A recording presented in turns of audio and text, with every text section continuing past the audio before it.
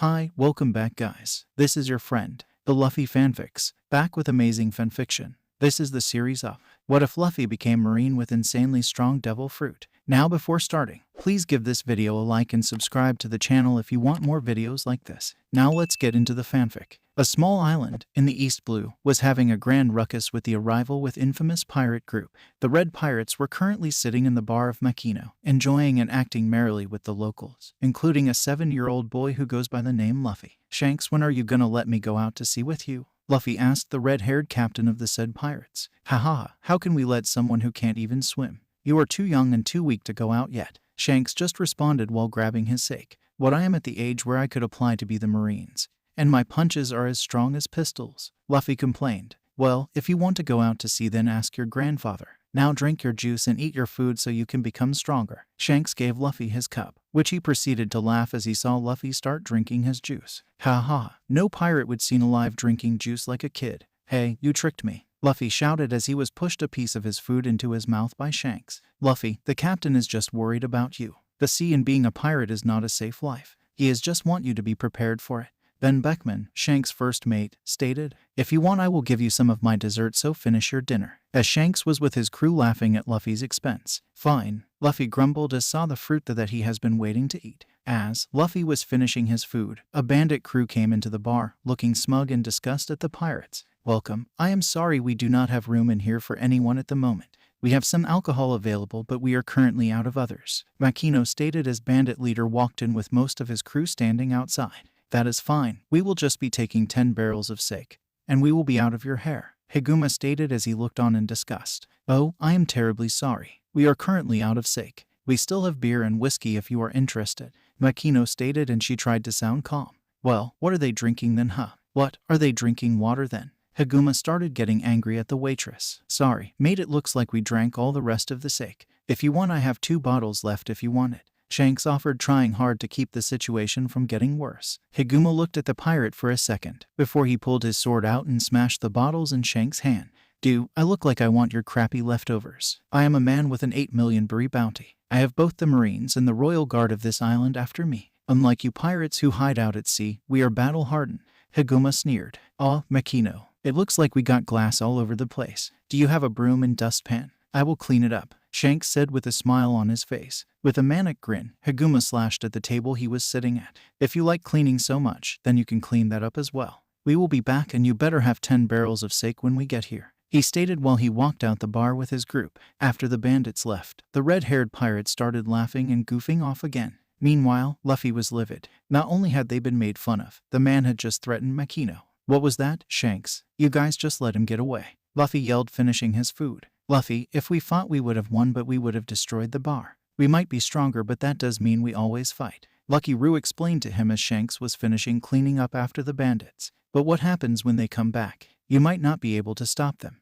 What happens if they attack Makino because of this? Luffy complained, not knowing he was heard by all in the bar. Man, if it was Grandpa he would have taken care of them. All the pirates of the Red Hair Pirates looked down. What would happen when they did come back? Would they actually hurt Makino? Would they hurt Luffy? That to them was unthinkable. Not paying attention to the little boy, the pirates started to plan.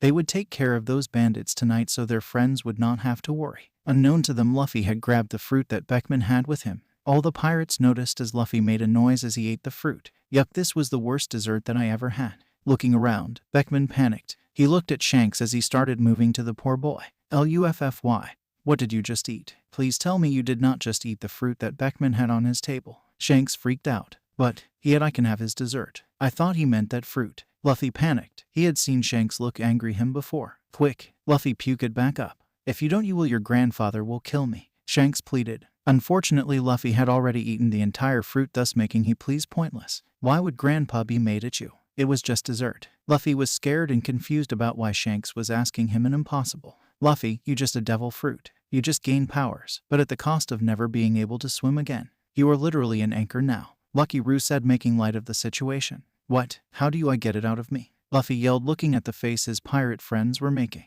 Too late, kid. You are stuck with it for life, Beckman said, taking control of the situation. Luckily, it is a useful devil fruit so your grandfather might not kill us. Captain, we might have to teach Luffy how to use it somewhat before we leave. Shanks looked at his first mate and then Luffy inside. Yeah, you're right, you will have to learn how to use it before we get hunted down. Come on Luffy, I need to talk to you. Getting up following Shanks, Luffy was scared. He felt like he just disappointed his idol with eating the fruit. Following into the forest nearby, Luffy trying to apologize. Shanks, I am sorry about eating your fruit. If I had known, I wouldn't have eaten it. Looking at Luffy sad, Shanks felt bad. Listen, Luffy, I am not mad. It is our fault to begin with. If we just kept the fruit on the ship, we wouldn't have had this issue. Shanks explained, smiling and cheering Luffy up. What I can do is make sure you are aware of your powers. We are only going to be around for 2 weeks before Garp shows up. In that time, I want to make sure you are ready for when he shows up. Really, you will train me. Will I be stronger than Grandpa? Luffy was excited. He always got to train with his grandpa but was never able to beat him.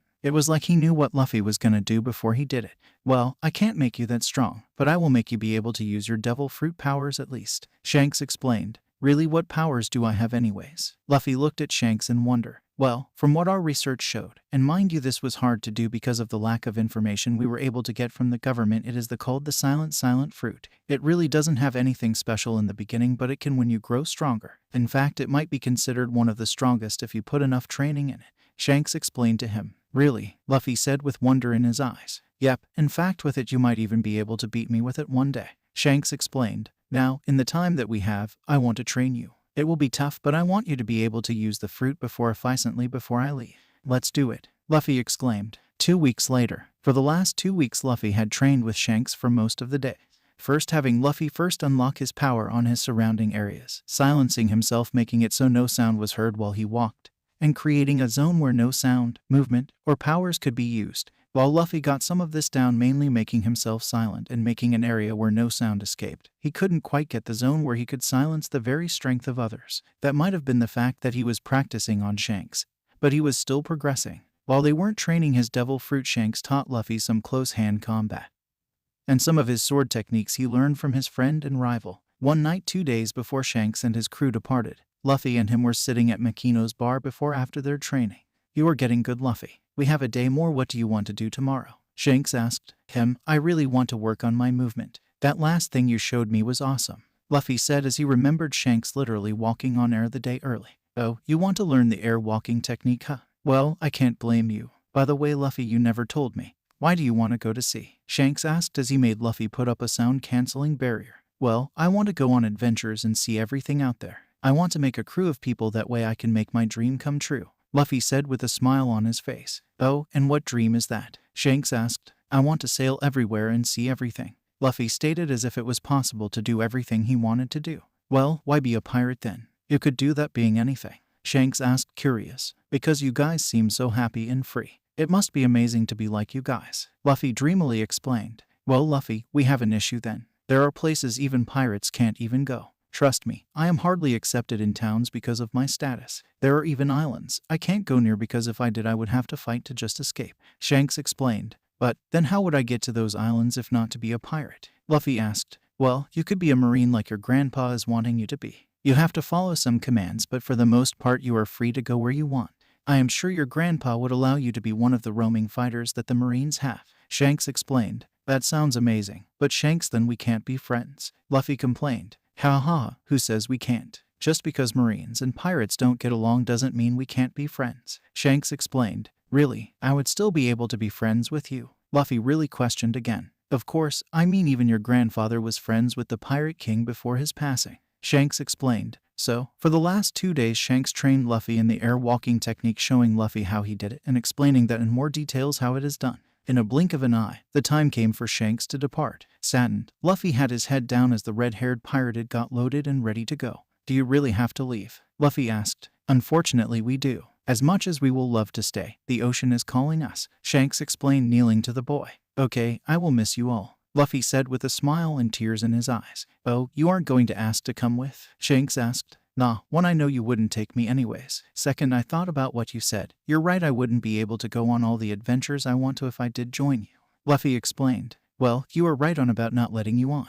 Why would we need a second anchor when we have a perfectly working one already? Shanks joked with the boy to cheer them both up. Hey, I'll show you. I will see the world and become the strongest person in the world so no one will be able to bully you, Luffy stated as if it was gonna be the easiest thing in the world. Oh yeah. Well then here. Shanks smiled as he placed his hat on Luffy's head. Take care of this hat, and when you have seen the world and become strong you can give it back. This will be our promise between men, all right? Luffy looked up at Shanks' fist out to him, bumping their fists. It is a promise, Shanks. I will become the strongest person and see the entire world. See you soon then, Luffy, Shanks said as he walked onto his ship as they started to set sail. Bye, Shanks, Luffy yelled as the ship departed. 2 weeks have passed since Shanks and his crew departed. Luffy was still doing the training every day. His grandfather, Monkey D. Garp, was arriving on the island today. Luffy was full of excitement. He had been hoping to talk to him about all the things he learned from Shanks. Luffy's excitement mounted as he saw his grandfather's ship coming into the area. Garp walked down the plank to the village he had allowed his grandson to come down to, watching his surrounding the quiet village on the other side of Goa Kingdom. He was surprised when he saw his grandson running up to him. Grandpa, you will never believe it. A bunch of awesome pirates came into town and Shanks even gave me his hat, Luffy yelled to him as he approached. What? Garp yelled as he gave Luffy his fist of love. You think you are gonna be like him, then you are sorely mistaken. You are gonna be a Marine, you hear me? Oh, why did you hit me? Luffy was confused. He had already decided he was gonna be a Marine. To get my love and affect to you, Garp stated as if it was obvious. But I wanted to let you know about things, Luffy complained as he used his devil fruit. See, I got a devil fruit and have been training with my wooden sword Shanks got me. You ate one of those blasted fruits. Let me guess, that pirate gave it to you, Garp growled out. Yep, it is apparently an awesome fruit called the silent fruit. Oh, Grandpa, I found out what I want to do in the future, Luffy stated happily. Oh, and what is that, brat? Garp was getting angrier. Be a Marine so I can go around the world and see everything, Luffy said, smiling at the shocked face of his grandpa. Well, it is about time you came around. Garp grinned at his grandson. Well, it is a year too early for me to take you to train, but if you want you can come with me to spend time with another brat I am gonna in charge of. Really, can I? Luffy was excited. As much as he enjoyed spending time with Makino and everyone, he would enjoy spending time with someone his age. Of course, come on, it is time to go see him and I will be here for a week anyways, I can train you both in the meantime, Garp said as he walked with Luffy towards the mountains. 8 years had passed since Luffy had been to this island. He sat with a bottle of sake in his hand taking a swig. Hey, Sabo, I know, I haven't been around in a while. My grandpa had pulled me away to try to get over it and not go on a rampage. I have so much to tell you. I had become strong. I hope I will make you proud, and don't worry about Ace, he is fine. Last I heard he was with old man Whitebeard. I will watch out for him, he finished as he poured out his remaining bottle of sake on the empty grave. Commodore Luffy, where are you? We need to head out, Luffy heard in the distance. Sigh, I guess it is time for me to start doing my duties again. I will be back again. See you later, my brother, Luffy said as he got up to walk away. Fusha village was just starting to get up to its daily business when they watched a man with white flowing coat with the kanji for justice on the back, stainless white pants, and a red t-shirt walk out of the jungle towards the only local bar that was in the village. On his hip was sword that looked out of place, but make no mistake, he was deadly with. Upon opening the door, Makino called out, Sorry, we aren't open just yet. If you want to come back in 2 hours we will be. Aw man, and here I was coming in to eat some of your delicious cooking again, Makino, Luffy called out. Turning around, Makino immediately recognized the man standing the doorway. Luffy, when did you get back? Makino cried out. I just got back last night. I went to visit Sabo before I started my voyage, though it may have already started depending on who you ask, Luffy smugly stated. Well, I am happy to see you. Come on, let's eat breakfast while you catch me up on what happened, Makino said as she started cooking. Well, it is a long story, but it is good to see you as well, Luffy said as he sat at the bar. Note the last 9 years for Luffy will be explained in their own chapters with different backstories for the people. Commodore, where are you? Luffy heard a call out again. Well, that is my call to head out. It was good to see you again. I will be back hopefully soon, Luffy said as he went to walk out the bar. Take care of yourself, Luffy. If it ever becomes too much you are always welcome back here, Makino stated as she watched him wave over his head as he walked away.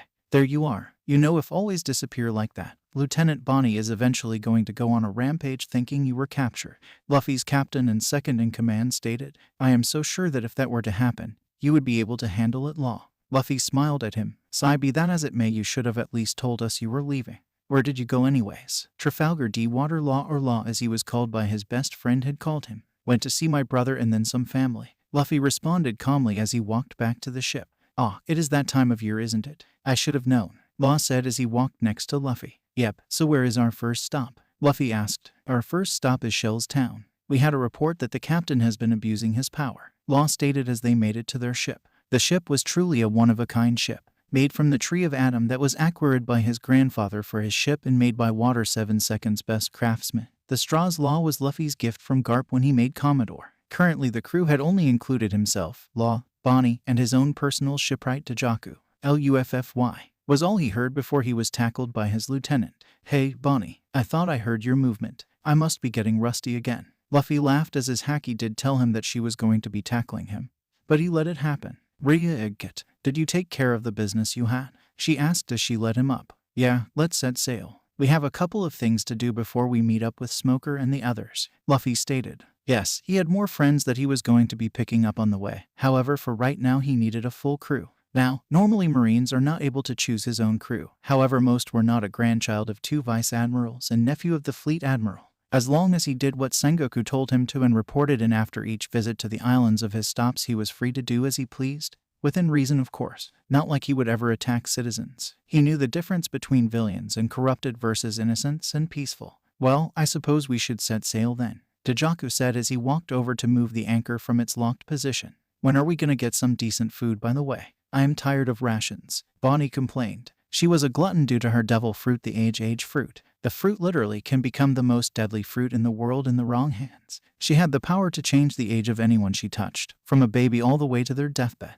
The issue with it though was the fact that it caused her to have a hypermetabolism. If she and Luffy had an eating contest, they would have eaten an entire island out of food. Soon, we are heading to Shell's Town now. I am sure we will have decent meals soon, Luffy explained. Next day, Koby was having a horrible time. He had been captured by a pirate crew, all because he wanted to go fishing and got on the wrong boat. That was a year ago. Now he was forced to do manual labor for them and do evil things. He had wanted to be a Marine, damn it. With a sigh, he had joined the crew on the voyage cruise ship they had attacked. He was forced to roll a barrel of booze onto the boat while Alvida and her crew harassed the passengers. As he pushed, he didn't notice a man land next to him until he grabbed his shoulder. Excuse me, do you happen to see a Marine ship around here? I seem to have been knocked away from it, Luffy asked him. Where did you come from? Koby screamed as he looked at the man before him. Relax, I am just asking where my ship is. As for where my ship, obviously. You look like you have seen a ghost. Are you okay? Luffy asked. Koby finally looked at the man. The Marine office look was obvious, but he hadn't seen a ship nearby. Hell, the only thing he saw was Barrel that was floating in the water next to them in ocean. This was his chance. He could become a Marine. But what would happen if they didn't take him because he was forced to work for pirates? What if he was executed for it? Ew, are you okay? You have been kinda mumbling out loud, Luffy asked again. Oh no, my dream. It is over before I even got a chance to ask. Koby looked down and downtrodden. Relax, if you want to be a Marine, it can still happen. You were kidnapped and forced to work. Now explain the situation private, Luffy said, signifying that he was pulling rank on the poor kid. Sir, Koby stood in attention. Ship is currently being attacked by Alvida pirates, sir. She is the meanest, ugliest pirate that sails these seas. Very good. We will have to help these people then. Luffy gave him a toothy grin. Come on, Koby, let's get this over with. Koby followed behind the officer as he walked towards where most of the pirates were threatening the people. At least most of the people, that was, noticed by Luffy. A certain orange-haired woman was robbing the pirates of all the loot on their ship, bring it back to a dingy that she had secured. Interesting, she seems very capable. If I can talk to her, I would like to see if we work together. She has potential after all. As he thought about it, Luffy walked on to the pirates. Looking around, he noticed most of the men were surrounding a big woman. Maybe big was an understatement. Koby, is that ugly cow Alvida? Luffy asked. Yes, Koby replied. He knew he would be heard, and sure enough all the pirates turned to the voices that just entered the room.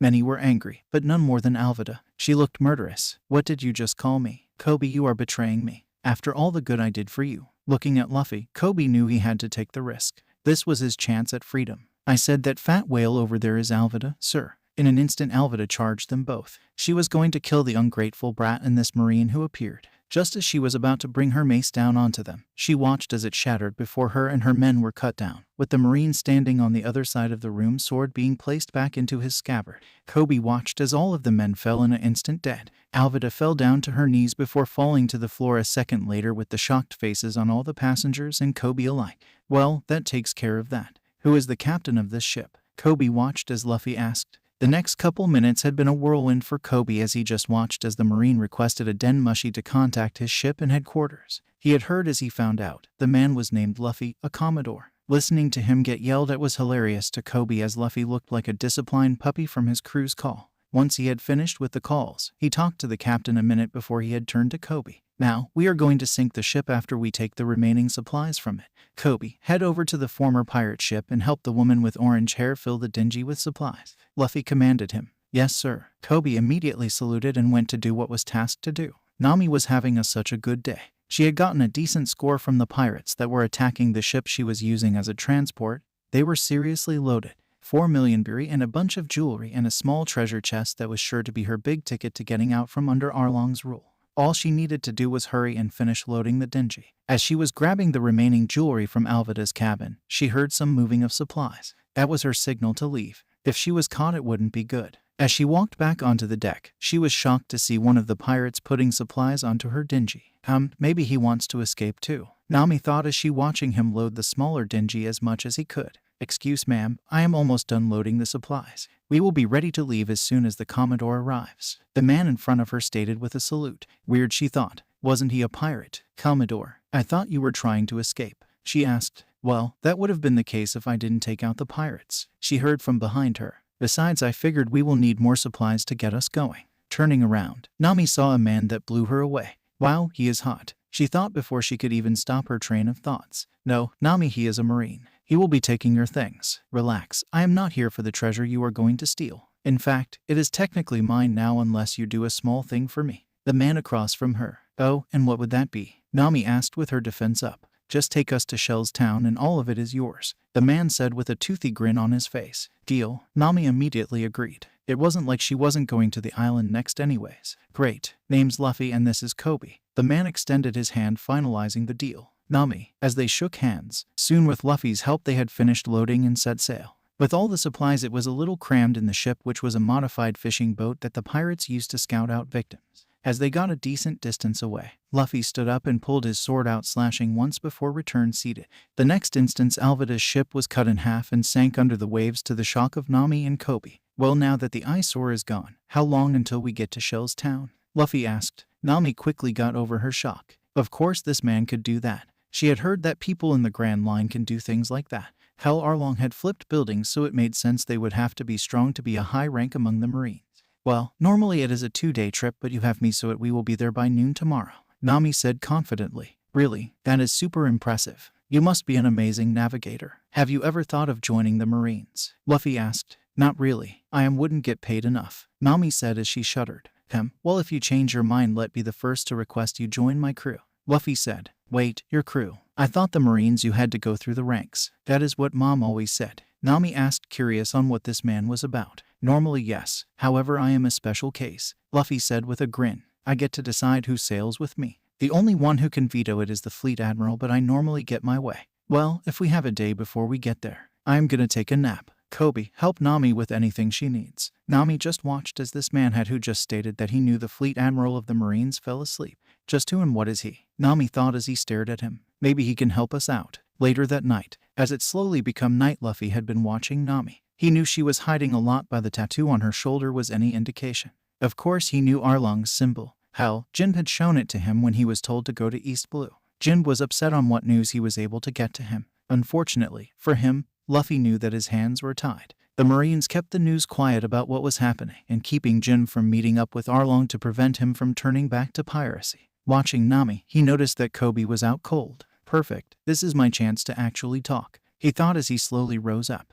So, how long have you been in Arlong's crew? He asked as he watched her visibly flinch. What makes you think I am part of a pirate crew? She questioned, visibly defensive. Well, considering your tattoo is his symbol. Jin the warlord had shown me it a long time ago. If you have his tattoo, I am assuming he is here in the East Blue, he explained. But from your reaction, I am assuming it isn't what you want. Nami, if there is anything I need to know, please, I need to know before I get to where he is. I have been sent here to clean up the area, and if you know something, I need to know before it becomes a conflict.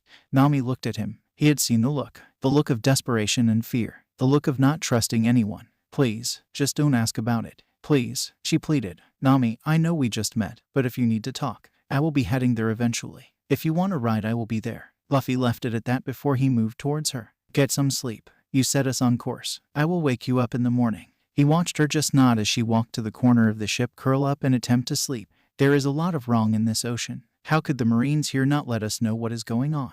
he thought as he watched Nami slowly fall into an uncomfortable sleep. He slowly placed his jacket over her as he watched shiver from an apparent nightmare. He knew some were most likely due to trauma and harsh life he had seen in her eyes. He just hoped that she would open up. Next morning, Nami woke up feeling comfortable. She hadn't slept like that since she was back home. Sleeping with her mom and sister had always kept her calm. When she had to be away, she would sometimes take her mom's coat with her. It was an older marine coat and it had always brought her comfort. Nami snuggled closer to the coat. As she was snuggling in, Luffy was looking out to the sea. Koby was still sleeping, so Luffy decided to get his stretches for the day. He did his katas throughout the day. Flashback. Luffy was on the training ground of Marineford with Garp. Come on, Luffy. You need to learn this so we can get you stronger. Garp yelled as he watched Luffy mess up again. I am trying, Luffy said as he once again messed up for the 4th time. It was bad enough that he had only been here for 2 weeks after the loss of Sabo. Now his grandfather was being an even more of a drill sergeant than he was normally. At least when they were back on Goa Island he would fight with him or throw him into the jungle to fend for himself. Now he just kept pushing him and wouldn't let him relax. Luffy felt like his arms and legs were screaming at him from the intense continuous workout.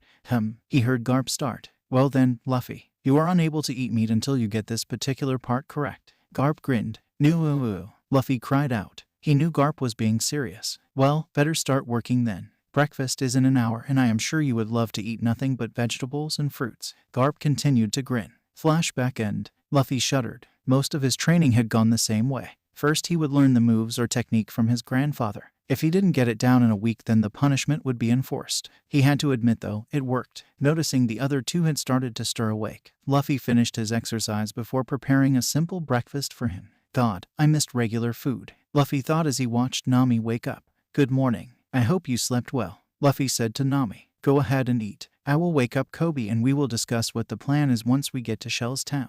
Nami just nodded as she saw the small plate of fruits, rations, and dried meats with a drink of water. Only after eating did she realize Luffy did not have his coat on. Wow, he is built, she thought as she struggled to coat that she had on her before realizing she did not have her mother's coat with her. Why would he put his coat on me? Nami thought as she watched him interact with Koby. It smells nice though, pine and oranges. So how long until we get to Shell's town? Luffy asked, knocking Nami out of her thoughts.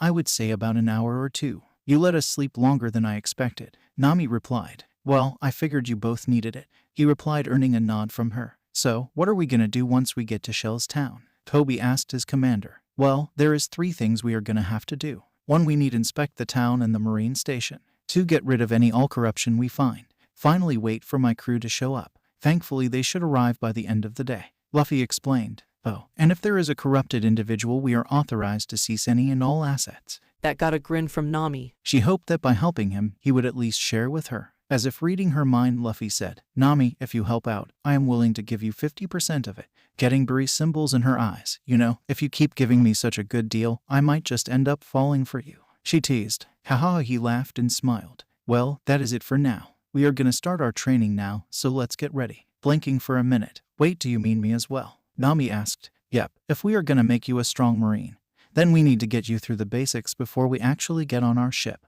he said. I never agreed to being a marine, she grumbled. Still, it couldn't hurt to get some official training to make herself stronger. 2 hours later, scratch that, it did hurt to make herself stronger. They originally started with some light stretching which seemed fine for her. Then when they started doing the actual katas that he was teaching them, she was shocked as much as Koby was when they saw Luffy do forms that seemed physically impossible. Hell, for how flexible she was, she being forced to stretch and bend in ways she thought impossible. Alright, that was a good first set of katas, both of you. We will work on your form later as it needs work, she heard him say as they approached the town. Wait, what do you mean that was the first set? Nami asked as she got up off the deck of the ship to help bring it in. Well, that was the first of 6 sets to help you learn marine fighting techniques, Luffy explained as if it was easy to do. I am sorry I asked, Nami grumbled as they arrived at port. Soon they were walking into town, Luffy with his coat on his shoulders again, with Nami and Koby following slightly behind him. Luffy seemed like he was walking somewhere with a purpose, but everywhere Nami looked people were looking at them with fear and anger. Odd was all she thought as walked with Luffy. Soon, Luffy turned into a restaurant that looked like it was slightly busy. As soon as they walked in,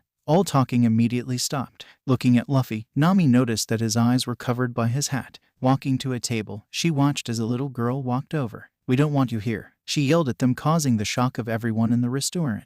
Quickly her mother came out the back. I am so sorry, she doesn't mean it, Please, anything you want is on the house. Relax, Luffy reassured the mother. Now, what is your name? And what do you mean you don't want me here? I thought I was here to make sure no bad guys hurt you. Yeah, right. If that was the case, then why was Zoro captured and tortured for stopping us from getting hurt? The little girl fought back. Well, I just came here, so I am not sure. Why don't you explain it to me? Luffy said as he pulled out money from his pants pocket. How about this? I will pay for our meal and any information you have. In return, I will make sure all the bad men go away and get this Zoro out of trouble. Really? The little girl grinned. I guess that would be all right. How about we start again? My name is Luffy, he said. Rika, the little girl responded. Nami just watched as Luffy talked to Rika and the rest of the people in the food as she came to know the place call. She watched as the girl explained how Zoro, or the famous pirate hunter Roronoa Zoro, had rescued the poor girl and her mother from a vicious dog that was owned by the marine captain's son. She even explained he took a deal that if he survived for a month without food or water he would be free, and the family wouldn't be punished. Nami just had a bliss of happiness when she watched Luffy tell Rika how he would take care of everything, and if she wanted to come with to bring food to Zoro he would personally walk her to him. Really? Rika asked, grinning that seemed better than her pout. Of course, Nami. Koby, I believe we have found the source of corruption in this area. Koby, I want you to escort Rika here to feed Zoro. Nami, I need you to go in and find any and all information of this corruption as well as steal this Morgan and his son Helmeppo of all their valuables. It is now under our control, Luffy stated as he got up ready to walk out of the restaurant. Yes, sir, Koby responded. Nami didn't respond, but hell, if she was getting 50%, it was worth it. As they approached the gate to the base, Luffy immediately noticed 3 things. 1. There was a strong spirit in the courtyard. 2. There was a severe lack of soldiers in the field and gates. And 3. That they were starting to get a shadow from what looked like a statue being raised. All right, Nami, go and start acquiring everything. Come, Koby and Rika. We will rescue our friend, Luffy said in his military voice. Nami just nodded as she headed inside stealthily. Luffy walked up to the man that was bound to the stock posts. So, are you Zoro? Luffy asked. Who is asking? Now get out here. I am busy, Zoro responded. But, Zoro sir, we are here to rescue you, Rika said as she came from behind Luffy. What are you doing here? If that brat finds you, you will be punished, Zoro said harshly, making Rika quake in fear before Luffy put a hand on her head. Relax, she is currently here with me. I am Commodore Monkey D. Luffy. I am here to release you. Rika here has told me of your situation. I will be asking you questions while you ate the food Rika and her mother made for you, Luffy explained as he pulled his swords out, cutting the binding as a faster than blink of an eye. As the blade clicked back into its scabbard, the ropes fell to shreds. I didn't even see him move, Zoro thought as he moved his hands to rub his wrists. Now, relax and eat. I will be back momentarily. I must go see to the corruption that has plagued this town, Luffy said as he jumped instantly from the field to the top of the tower, where a statue was being lifted by multiple men. Be careful with my statue. I will kill whoever even gets a scratch on my magnificence, a tall man with an axe replacing his left hand stated. Excuse me, who is the commanding officer here? Was all the Marines heard as they saw a man standing on the statue after they finished placing it. Who are you? Men, kill this man. He is disrespecting me and my greatness, Axe Hand Morgan ordered. Belay that order. As a Commodore under direct orders of Vice Admiral Garp and Fleet Admiral Sengoku, I hereby take control of this base, Luffy commanded. Morgan looked as no one was taking his command. Traitors, he thought as he watched the man kick off his statue, smashing it to pieces in front of him. Enraged, Morgan decided he had enough. If these cowards were unable to listen to his orders, he would kill this man, then kill them all. He had no use for soldiers that would not follow orders. Charging the straw-hatted man, Morgan raised his axe to cut the man in half. All he heard was the click of a sword behind him before he felt his lifeblood spill out of him. Unknown to anyone, Helmeppo was on his way to father to tell him about a woman being in his room as he saw his father fall. Enraged, he pulled out a gun at the man who just killed his father, but before he could pull the trigger, he heard the man say Shigen before he felt something hit him. Before he could understand what happened, he felt himself become cold and it became hard to breathe. What is this? Was his last thought before he too was down in a pool of blood as well. Who is the next of command here? Luffy asked the rest of the men on site. Lieutenant Ripper, sir. A man came forward, watching the man in front of them call out. Good lieutenant, grab me the Den Mushi. We will have to call HQ about your promotion, Luffy responded. Is he really dead, sir? A nameless Marine asked. Indeed, I have found efficient evidence of corruption and B-class threat that required my immediate decision, Luffy explained as the soldiers started to cheer. Oh, there are 3 others on the base that are with me. I will be confiscating the possessions of both the disgrace and his son. Yes, sir, the Marines responded. Ripper had immediately returned with the Den Mushi Luffy requested. Grinning, Luffy dialed. Hello, Vice Admiral Garp office. Can I ask who is calling? They all heard. Hey, Mary is Grandpa in. Luffy responded. Oh, Commodore, of course, one moment. Mary responded, putting the remaining Marines at ease that they did not just commit treason. What do you want, brat? They all heard a gruff voice from the other side. Reporting in, sir. Luffy said with a smile. Made it to Shell's Town, Gramps. Took care of a potential leak from the commanding officer here. Unfortunately, lethal force was required to end threat. Damn brat. Well, nothing could be done. Is Law there? He could give me more details. Garp called back. Unfortunately, had lost them during our trip here. I may have gotten lucky though. I found 3 potential members of my crew. Luffy responded. Also, get a call to Warlord Jin. I will need be taking care of something soon that might have been one of the potential Code Blacks in the area. Many did not know what Code Black was, but one did. Ripper was an officer for the last 2 years. While he did not suspect that he would ever figure out who the base it was caused by, he knew what was the action taken from finding it out. Very well, once you get back to your ship, I will have him call you soon. Garp responded. Sounds good. That is all I have. Luffy said. I will call you soon as I am in Log Town. Take care of yourself, brat. I don't like the sound of what is going on over there, Garp said before hanging up. Now, Ripper, let's head down to meet my men, Luffy said with a smile. Meanwhile, a couple minutes ago, Nami was on her way to Commander's room. This is way too easy, she thought as she made her way through the building. Not even seeing a single person made her move quicker and reach the room. First thing she did was pull all the papers for Luffy.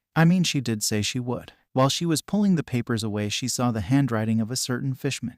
This made her blood boil. He was in league with that monster. Quickly she grabbed the papers, then going to the vault. Quickly breaking into the vault had her finding stacks of money. How much was he extorting? She thought as she started to put it in the bag she had brought with her. She quickly made her way to the next room nearby. First thing she noticed was it was much more decorated than the rest of the rooms. The second thing it was the worst decorated than anything she had ever seen.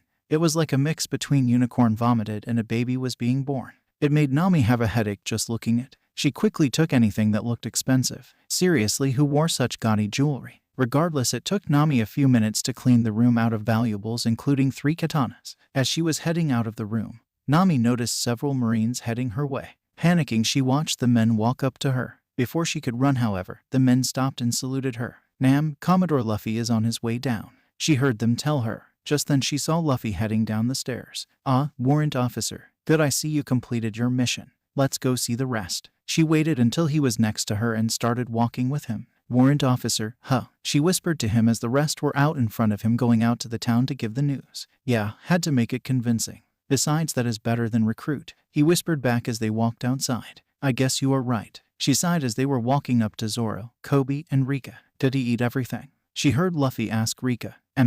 He said it was the most delicious thing he had ever eaten. Rika said with a bright smile. Good, now Zoro. Luffy started. I am of the understanding that you are a bounty hunter. With this situation here, is there anything we as the Marines do for you? Well, I would like my blades back for a start, he said as he pointed to the katanas that Nami had. Done. Anything else? Luffy asked. I am looking for someone. If you would be able to point me in his direct, it would be most helpful, Zoro explained. Well, depending on who he is, I might be able to assist. Luffy gave a smirk. Damn his knowing smirk. He knows who he is looking for. Nami thought as the smirk brought a smile on her own face. I am looking for Dracula Mihawk. I wish to challenge and beat him, Zoro said. It is my dream to become the strongest swordman in the world. Ah, a fellow swordman then. I have a proposition for you then. Luffy started to grin like he won the lottery. How about we duel? If you win, I will call Mihawk here to you right now. This got Zoro a massive smile before he heard. However, if I win, you let me help you train. And you will only be able to fight Mihawk once I decide you are ready to.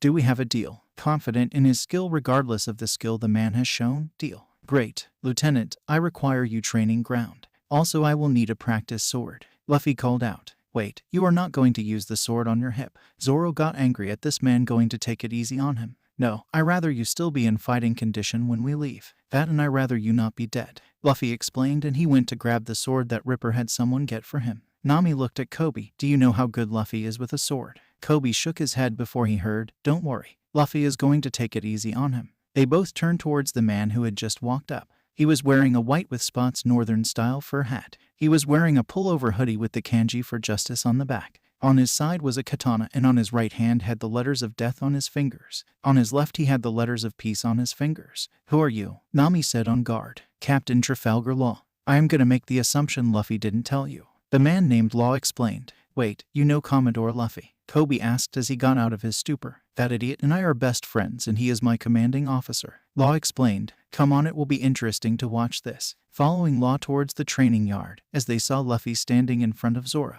Whenever you are ready, Luffy said as he looked at the man across from him without even raising his sword. He is mocking me. Well, his funeral, Zoro thought as he rushed the man in front of him. Luffy watched as the man charged him. Good form. Unfortunately, he has more strength than speed and style, unfortunately. Well, time for this to use the move Mihawk did to me as a kid. Just as Zoro was about to hit Luffy with his swords, Luffy grabbed the sheath, slapping Zoro in the forehead with it, knocking him off balance. Taking the opportunity, Luffy pulled the blade out. Using the flat of the blade, took the legs out from underneath Zoro. Upon falling, Zoro felt a blade at the side of his head. I do believe I won. Luffy grinned.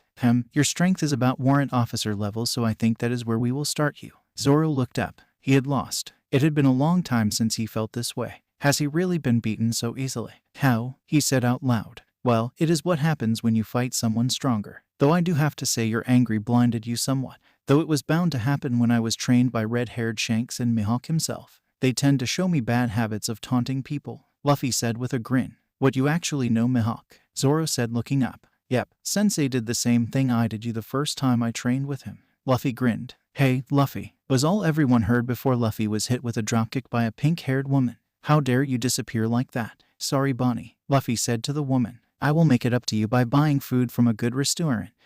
Deal, she said as he pulled him away towards the town.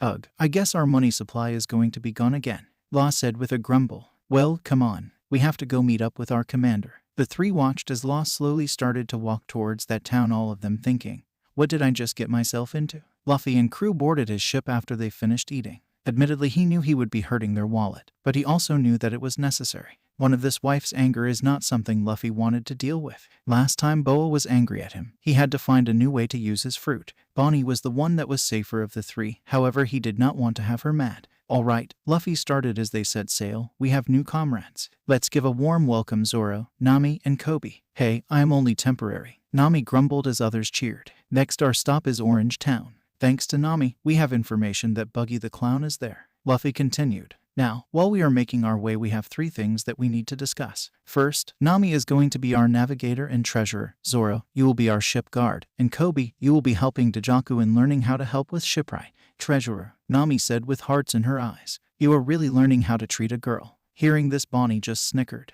It seemed to her that they will be having a new wife soon. She would have to get in contact with Ryuju and Boa about this. Second, training. Luffy continued, getting Zoro's interest. I want all of you to start the takas and getting your speed up to par. When we get you down with the basics, I will start teaching how to unlock Haki. Law looked at Luffy in shock. Do you really think they have the potential? He thought as he looked at the new people. Finally, equipment and the remaining islands. There has been a massive amount of corruption that have not allowed the Grand Line to know what is going on in this blue. With that said, we need to upgrade our gear, mainly our new recruits' weapons. Luffy finished. Wait, what is wrong with my swords? Zoro asked. Or my staff? Nami asked as she pulled her staff. Well, I want to make your staff sea stone so regardless you can handle devil fruit users. As for your swords, only your Wado Ikamanji is strong enough to handle the strength you will obtain. Luffy explained. Now today, we will have a relaxed day. We have at least 2 days before we end up in Orange Town. Take this day off to get accustomed to the ship and what we need. Luffy finished as he went to his cabin with Law following him. Bonnie, taking this opportunity, grabbed Nami to show her around. She pulled the orange-haired girl into the ship. So, that is the Luffy's cabin. If you want to sneak inside, by all means. Bonnie teased, watching the girl flush red. Naughty, naughty. He does have a nice bathroom. Anyways, these are the men's cabins and bathroom. There is currently 4, so they have their own room. However, that may change as we get more crew. Nami just nodded as she was still flushed due to the teasing. Now, these are the women's rooms. There are 5 rooms, but thankfully we only the 2 of us. Here is the best part about our bathroom, Bonnie said as she showed the expansive bathroom. So, what is your deal? What do you mean? Nami was shocked by the woman in front of her. Oh, come on. Luffy has been known to take strays, people with dreams, and people with problems. So what are you? Bonnie questioned. I don't want to talk about it, Nami said, looking downtrodden. No problem then. It is fine, Luffy will take it away, Bonnie said as she pulled the girl into a hug. She just let Nami cry into her shoulder as she continued to hug the girl in front of her. It was several minutes before Nami finally stopped, allowing Bonnie to back away. How can you be so sure he will take care of it? She questioned everything that the pink hair woman was saying. Because he did it for me already, Bonnie said with a grin. It all started with flashback. Bonnie was on the run. She hated her family, first selling her off to the world government because of her accidentally eating a devil fruit. All they wanted her to do it make them young again. She would never allow them to take control of her like that. First she had to get away from the Marineford. Now as a 14-year-old it was hard to run past people as you were so noticeable. However, most adults are idiots. Hell, she was slowing learning to up her own age. So she was walking as an old woman towards a ship that was departing for the North Blue. Stealing the clothes of a marine had advantages. Garp was getting ready to leave with Luffy. He had to help Luffy get away from the Marineford as most of the admirals were looking at Luffy like a piece of meat, while his reputation kept most off his grandson. It would only take someone to put enough pressure onto Sengoku to take him away from him. With that said, he was taking him to the North Blue. It was a good time anyways. He had to inspect Germa Kingdom anyways. He had heard a rumor that the Vinsmoke family had started doing experiments on their children. While it was not necessarily illegal, it was immoral, meaning that he needed to make sure things were not getting out of hand. Luffy, he called out, looking at the boy with a straw hat pulling up rigging to ensure it was ready. What, Grandpa? Luffy said as he tied down the last of it as the pinkish-gray older woman walked on.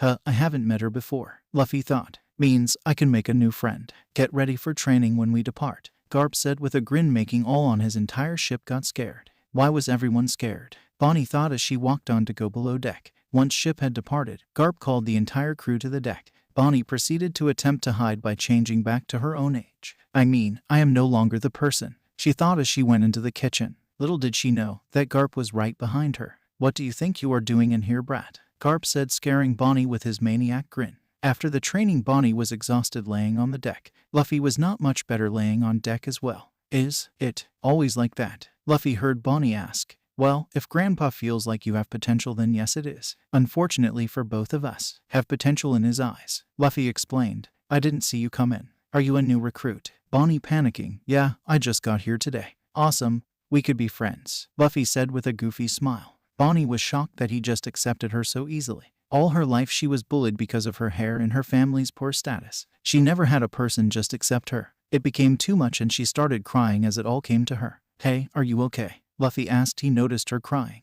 Being unable to respond, she just broke down even harder as Luffy just pulled her into a hug. He just comforted her as she let all her pain out. As her crying died down, she looked at the Straw Hat teen. Why are you so nice to me? You don't even know me, Bonnie asked. Why wouldn't I be? Luffy questioned with a confused face as Garp was looking with a grin on his face watching the two interactions. In the time it took to get North Blue, Bonnie and Luffy had spent the entire time hanging out, training under Garp's guidance. They grew closer as they discussed their lives, dreams, and what they want to do. Luffy explained how he wanted to see the world, which is why he joined the Marines. Bonnie explained how she wanted to see the world as a child and was sold to the Marines because her devil fruit. All the while, Garp was planning with Sengoku. Garp, you cannot be serious, Sengoku yelled through the den. Mushy. Bonnie had made a huge uproar by vanishing from Marineford. Come on, Luffy is the only one that can stop her from becoming something that we do not want to deal with, Garp responded. Still, the 5 elders will not like this, Sengoku responded. Those 5 can shove it. They wanted to use her as a non-human. I am not going to allow it. Besides, they would make an enemy that could cause the entire world become destroyed if they pushed her. I am trying to stop it, Garp countered. Fine, I will explain it to them. But if this comes back to bite us, it will be your head. Sengoku ceased. Yeah, much like Luffy meeting Boa did. Garp grinned back. While Garp was having this conversation, Luffy and Bonnie were testing out their devil fruit. So mine turned me into a silent man. It allows me to turn off all sound and abilities. It took a while to make it so I can turn off abilities, but it was awesome. What, you can turn off abilities? Bonnie questioned, getting a nod. So if I change my age, you would turn me to my actual age? Want to test it? Luffy asked with a giant smile. Sure, as she changed her age up to her grandmother's side. Just as it took hold, Luffy channeled his, causing Bonnie to drop back to her age. Looking at Luffy in shock with him smiling at her. Luffy, Bonnie yelled, hugging him. Bonnie, I didn't know you were my age, Luffy said while getting hugged. You are really pretty the way you are. In that moment, Bonnie knew she was falling for her friend. As they approached the North Blue, Bonnie had an option. Would she flee after they got to port, or would she stay and get taken back to the Marines? Neither option sounded good to her. She dreaded even bringing it up to Luffy. Would he protect her? Would he abandon his dream for her? She couldn't do that to him. It would be better if she just disappeared after all. Every time Luffy smiled and talked to her made her hesitate. By the time they got to Germa Kingdom, she still didn't have an answer. I will make my decision after the inspection, she thought as Garp commanded her and Luffy to join him. The Vinsmoke Castle was the most impressive thing Bonnie had seen besides Marineford. The staff walked around and made sure everything was perfect. Too perfect, Bonnie thought as they walked into the throne room. They walked in with to greet the current King Vinsmoke Judge. Walking up to the man, Garp just grinned. Good, they are going to cause an issue. Luffy, it is your time to shine, he thought as he addressed the king and his family. Good morning, your Mr. Vinsmoke. We are here for our inspection. Shall we discuss what we will be doing and where we are staying? Very well, you are all dismissed, Judge said to his children. All right, brats, you are dismissed as well. Go find some restaurant for us to eat. Garp dismissed them. Luffy and Bonnie saluted as they were meant to, before walking back the way they came. Just before they left the castle, however, the children of the Vinsmoke caught up to them. Yo, peasants, where do you think you are going? The teen with red hair said to them. Food, where else? Bonnie responded immediately on guard. Oh ho ho ho, did you hear that, Ikiji? It is like they think they are better than us. The teen with blue hair said mockingly. I think we should teach them who is the rulers here are, Ikiji said, looking at his brothers. Well, as long as I get that girl. She seems like she is gonna be fun to break, the green-haired brother said. What did you just say? Luffy said, having his eyes shadowed by his hat. Oh, Yanji, it looks like this one is hard of hearing. He said he is gonna use your girl so much that she is gonna be broken to the point of being nothing but a who. The blue-haired brother got out before he was punched in the face so hard that he was hit through the wall into the next room. Well, that is what you get, Niji, for speaking too much, Yanji stated as he pointed at Bonnie. Now come over here, girl. I will treat you real nice. Touch a hair on her head, and you are a dead man, Luffy said with his haki following out being sensed by everyone in the castle, knocking out most of the staff. As soon as they heard this, the two remaining brothers launched themselves at Luffy. Well, it looks like we will kill you first then, Yanji said before he fell off right before he was as well punched through a wall. Ikiji, seeing Luffy punch his two brothers through walls, paused just for a second, right before a dragon imagine was launched at him as a fist connected to his stomach, punching him through the wall as well. If you think I am going to let anything happen to Bonnie, you have a nothing thing coming, Luffy shouted at the three teens that were down and unable to move, causing as he put his arm around Bonnie, causing her to blush. Before anything else could happen, Judge and Garp came to find the scene. Garp just laughing at what had happened while another pink-haired teen hid behind a wall, taking in the scene. Flashback end. After that, I knew I couldn't keep my problem to myself. I couldn't deal with the guilt, but Luffy just looked at me right in the eye and asked me, what do I want? I broke down again afterwards and explained that I wanted to be with him. I don't think he knew exactly what I meant, but next thing I knew, Luffy was demanding his grandfather to allow me to remain on his crew. That is when I found out that he had special permission to choose his crew for the Marines. Bonnie finished her story. But that doesn't change my situation, Nami complained. Oh, but it does. You see, once Luffy will do whatever he needs to make sure you are happy. That man will make it happen. He has a way with it. Besides, he already said you are part of his crew. You are stuck. He is quite stubborn like that, Bonnie explained. Nami looked at her in shock. This woman just said that their leader would just get rid of all of her pain and suffering like it was as simple as brushing your teeth. Besides, once he does make it your island and solve the issue, you will be free to do whatever you want.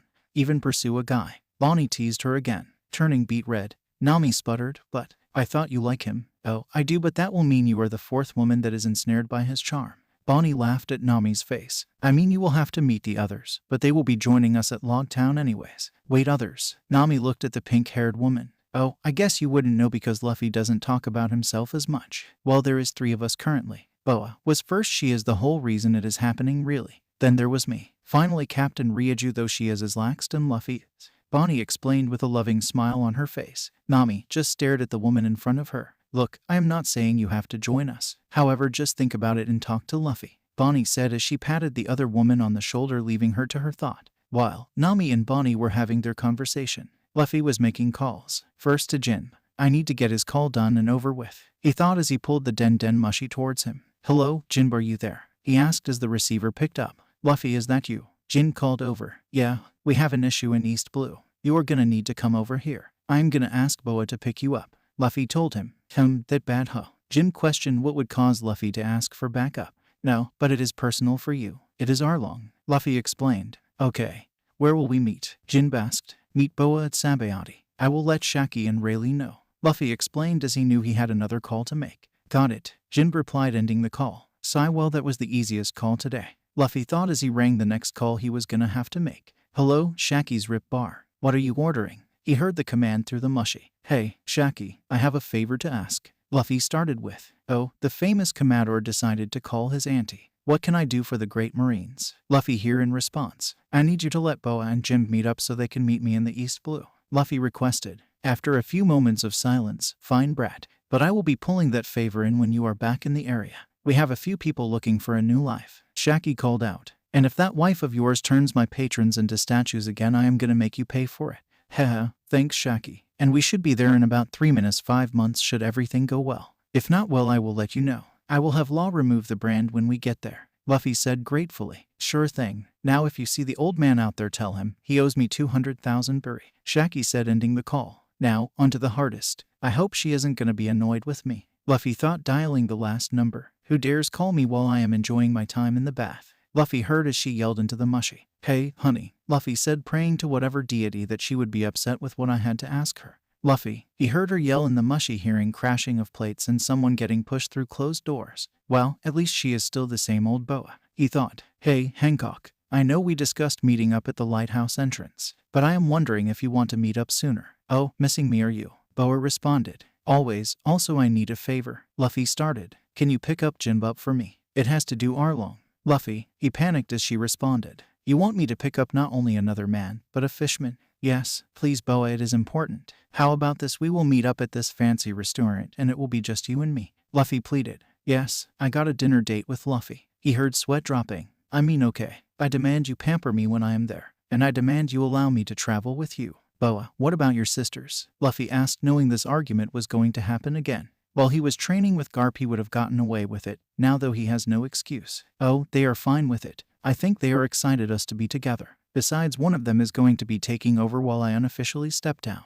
Boa replied, though mumbling how she would be finally sleeping in his bed. What will happen to Amazon Lily without their queen? Luffy tried. Luffy, do you not want me with you? Boa started to tear up. No, of course I do. Luffy immediately backpedaled. Then it is settled. The smile on the den mushy couldn't properly show the victory smile and pose he knew she was doing. I guess it is. I will see you all in a week or two. Luffy said. Oh, I have so much to do. I will see you soon, love. Luffy heard before the line was cut and he sighed. The next day was eventful for the Straw Hat Marines. They would be arriving at Orange Town later that day, so Luffy wanted to get his crew as much training as possible. Alright, first things first. I want to get you all up to the standards law. Bonnie, Dejaku and myself are currently. We need to get your body able to first become strong. Luffy started. Oh no, Bonnie mumbled, being heard by everyone as they looked at Luffy's smile. So, first things first. We will be starting with the katas. Then we will be doing basic physical and stamina training.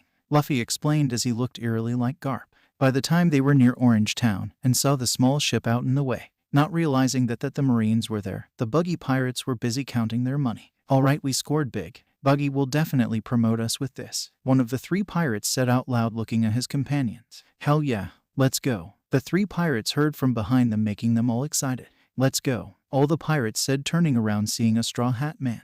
Back on the crew was looking at the group of pirates that were tied up currently to the mast. Law, can you grab all their supplies and treasure? Luffy called out to his first mate. Fine, Room Law said as he activated his devil fruit and pulled everything from the boat nearby. Alright, for training today we will be training against actual opponents that want to kill us. Luffy explained to the 3 new crew. Now gentlemen, you have 2 choices: execution or win a fight against my crew. If you win 2 out of 3, I will grant your freedom. However, if you lose, I will be forced to pass judgment. Luffy, you can't be serious. How are Koby and I supposed to win? Luffy pleaded with him. I have an idea. You have 2 fight Zoro and 1 fight Koby, while you and I go have some fun. Nami winked at him and showed some of her cleavage while she heard Bonnie snort. Glaring at the other woman, Nami heard, sorry Nami, this is for your own good. I want you to get real life experience. Trust me, we have been training with each other for 4 days now. You will notice the difference. Seeing his grin, Nami couldn't help but feel the confidence he had with her. Come on, Nami. We can't be the weakest forever. Besides, Luffy won't let anything happen to us. If we lose, it will be alright. Koby explained as he looked at the men in front of him.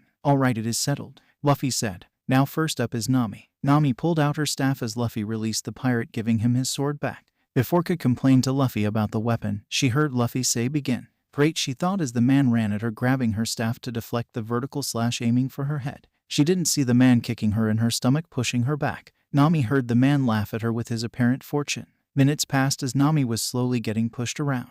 He is stronger than me, she thought as she was pushed back again. Give it up, girlie. Maybe if you beg I will spare you. Haha, he taunted Nami. This is it, Luffy thought as he watched Nami slowly start to shake. He knew she had trauma, but in order for her to grow stronger she needed to overcome. He was watching her dodging and blocking the man's attacks continuously. He had to restrain himself when he watched her become taunted, but she was strong. She would overcome. Nami was looking at the man with disgust and anger. She did something, the craziest thing in the entire fight. She attacked. She rushed at the man with a speed that the crew expect for Luffy was surprised with. As she was bringing her staff down, the staff, normally blue, turned black. The man, not noticing, brought his blade up to block it, causing it snap like a twig. The shocked face of the man was nothing compared to Nami's when she finished her swing, smashing the man directly into the deck, rendering him unconscious. Looking at the man, then at Luffy, Nami ran straight into his arms as he held them out to her. "I did it," she yelled as she was lifted up by her commander. "Yes, you did. I knew you had it in you," Luffy said with a grin on his face as he held Nami as she pulled him into a hug.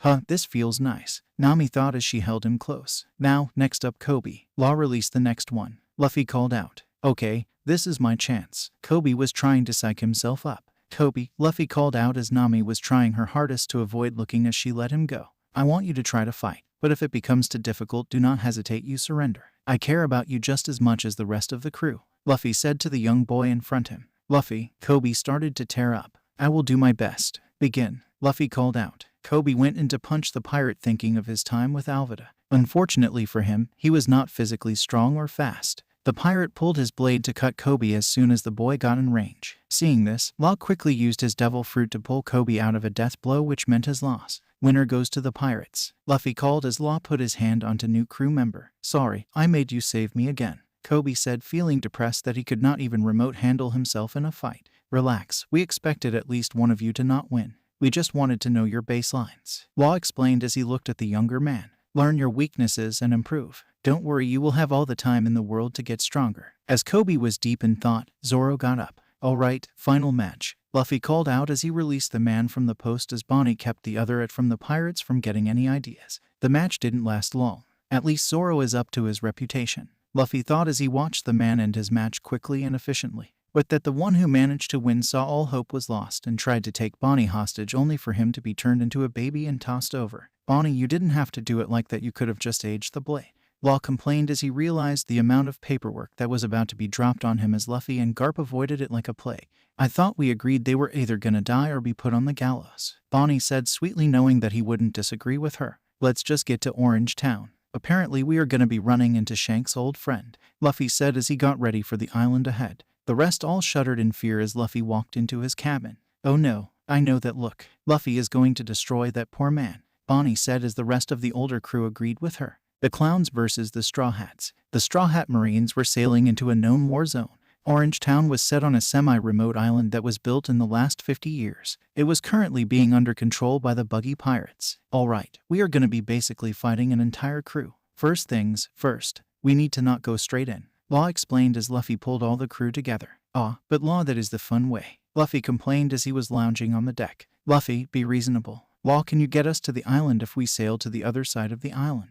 Nami struck back, getting more comfortable with the crew. She would never admit it, but they were coming closer to her. I could get whoever is going on the shore to the shore, but I need to know who is all going," Law explained as he rubbed his chin. "I will be tired for it, but I need to see the location." Well, I believe we should keep Koby, Law, and obviously Dejaku on the ship. While you can help Koby get stronger," Luffy started. "Now, Nami, how long until we get to the island?" I would say we would see the island in roughly an hour," Nami explained as she took her time to get a read on the weather. "Great. When we get there we will be going stealth," Luffy explained as Bonnie got a massive grin on her face. 1 hour later, Luffy, Bonnie, Zoro and Nami all arrived onto the beach of the island. "Alright, first things first. Let's find out how much damage the pirates caused," Luffy said as he started walking into the town with his crew. As they walked into town, they heard a cannon go off and take out multiple buildings. "Well, it looks like we have destructive pirates. Permission for deadly force," Bonnie said with a sadistic grin. "Sigh granted. Alright, we are going to eliminate the pirates," Luffy said with a tiring look. "What's wrong, Luffy?" Nami asked, wondering why he seemed depressed. "Not all pirates are evil," Luffy said, shocking Nami. "There are many who do good that are branded pirates because they do not like to follow some of the more stupid rules." "What? How can there be good pirates?" Nami yelled, angry at him for even suggesting such a thing. "Well, look at this way. You would be a pirate if you freed a slave that the world government owned," or Luffy started as they walked through the town. "If you attacked a corrupt marine like Zoro did. Not everything is black and white, Nami. Hell, my brother is a pirate but does his best with his captain to protect people." Wait. Slaves? A brother? Nami was shocked again with the information. "Yeah, let's talk about this later," Luffy said as he walked into a square that had a dog in front of a shop. Hello, we are here to help. What happened? Where is everyone? The dog just stood up and growled at him. I see. I am not here for your shop, we are just here to clear out the pirates. I will do my best to keep the damage to the minimum, Luffy explained to the dog. Luffy, did you just talk to that dog? Zoro and Nami questioned. Oh man, your faces. Bonnie started with a laugh. He isn't here, the dog talking her is listening to the dog's will. Who are you? What are you doing here? They heard before they could respond. Out came an elderly man with wearing what looked like an old military armor carrying a spear ready to fight. Relax, old man, we are here to free the town, Luffy explained as he heard a growl in the distance before nodding to Bonnie. Marines, finally we can take back our home. The old man yelled out happily. Did you hear that, Chao-Chu? We will be free. Hear a bark from the dog besides them. Nami got a warm smile. This is what I want for my town. The old man was so happy that he ran up Luffy with tears in his eyes. I didn't know if my call got out. I am so happy that it did. It didn't. We are here because the Marines suspect massive corruption in this ocean. Do not worry, we will be taking out the pirates, Luffy explained to the old man. What's your name, old man? I am Boodle, the mayor of this town, Boodle said, shaking the hand that Luffy held out. Please, we can use all the help we can get. Well, first things first. We are going to take care of the pirates. Now, please go back with your people. We will handle this, Luffy said as a man in a lion cub was dropped in front of them. Ah, good time, Bonnie. He was on his way to the pet shop. What do you want to do to them? Bonnie asked as she was sitting on the man with her pistol on his head. Eliminate the man, Luffy said as he had already given lethal force call. Wait, if you kill me, the great first mate of the Buggy pirates, Moji, then Captain Buggy will kill everyone here and on this island. The man with fur around his face making him look like a lion himself. Oh really? Luffy said with a sadistic smile that caused a shiver crawl up Moji's spine. Well, if you put it that way. Bang was all that was heard as Bonnie pulled the trigger, killing the man. I am sorry you had to see that, Mayor. We are going to take care of the rest of the pirates now, Luffy explained as he motioned with his hand to have his crew follow him. As they approached the big tent that was stationed on top of the tavern. What is with the cub? Nami asked Bonnie. Well, it was a big lion with bad manners. I figured returning it back to a newborn, allowing it to be raised properly. Maybe keeping it as a pet, and in case we can use him as protection of the ship when he has grown and trained properly, Bonnie said as the cub meowed at her, barely opening its eyes. So, you developed Luffy's habit of picking up strays, huh? Zoro joked. Haha, I guess I did, Bonnie said as she put the cub into her backpack for safe holding. Zoro, you are up. I want you to take out the small fry and the commanding officer. Bonnie and Nami, I want you both to take all the money and valuables. We need to leave half of it to the town to repair, Luffy explained as they got to the entrance of the party that was happening by the pirate. I got Buggy. Now get out here, you big-nosed freak. Who dares mock my nose? They heard from inside as 50 or so pirates rushed out to see who it was. Captain, we have Marines. It looks like they brought us entertainment, a random pirate said as he looked at the girls with a lecherous look. In the next moment, that man had his head taken off by Zoro. Sorry, Luffy, I can't stand rapists, Zoro explained as he put his blade into his mouth with pulling out his remaining 2 blades. As Zoro was getting ready to fight, Buggy and his chief of staff walked out. Man, fire the Buggy ball. They heard Buggy yell out as he revealed a cannon aimed directly at the 4 Marines. As the cannon fired, Luffy walked in front of his crew. Holding his hand out, Luffy grabbed the cannonball as it was shot at him. Shit, he is like my old captain and that monster Garp, Buggy thought as Luffy jumped up and threw the cannonball at Buggy's ship, crippling it, taking out all of the masts.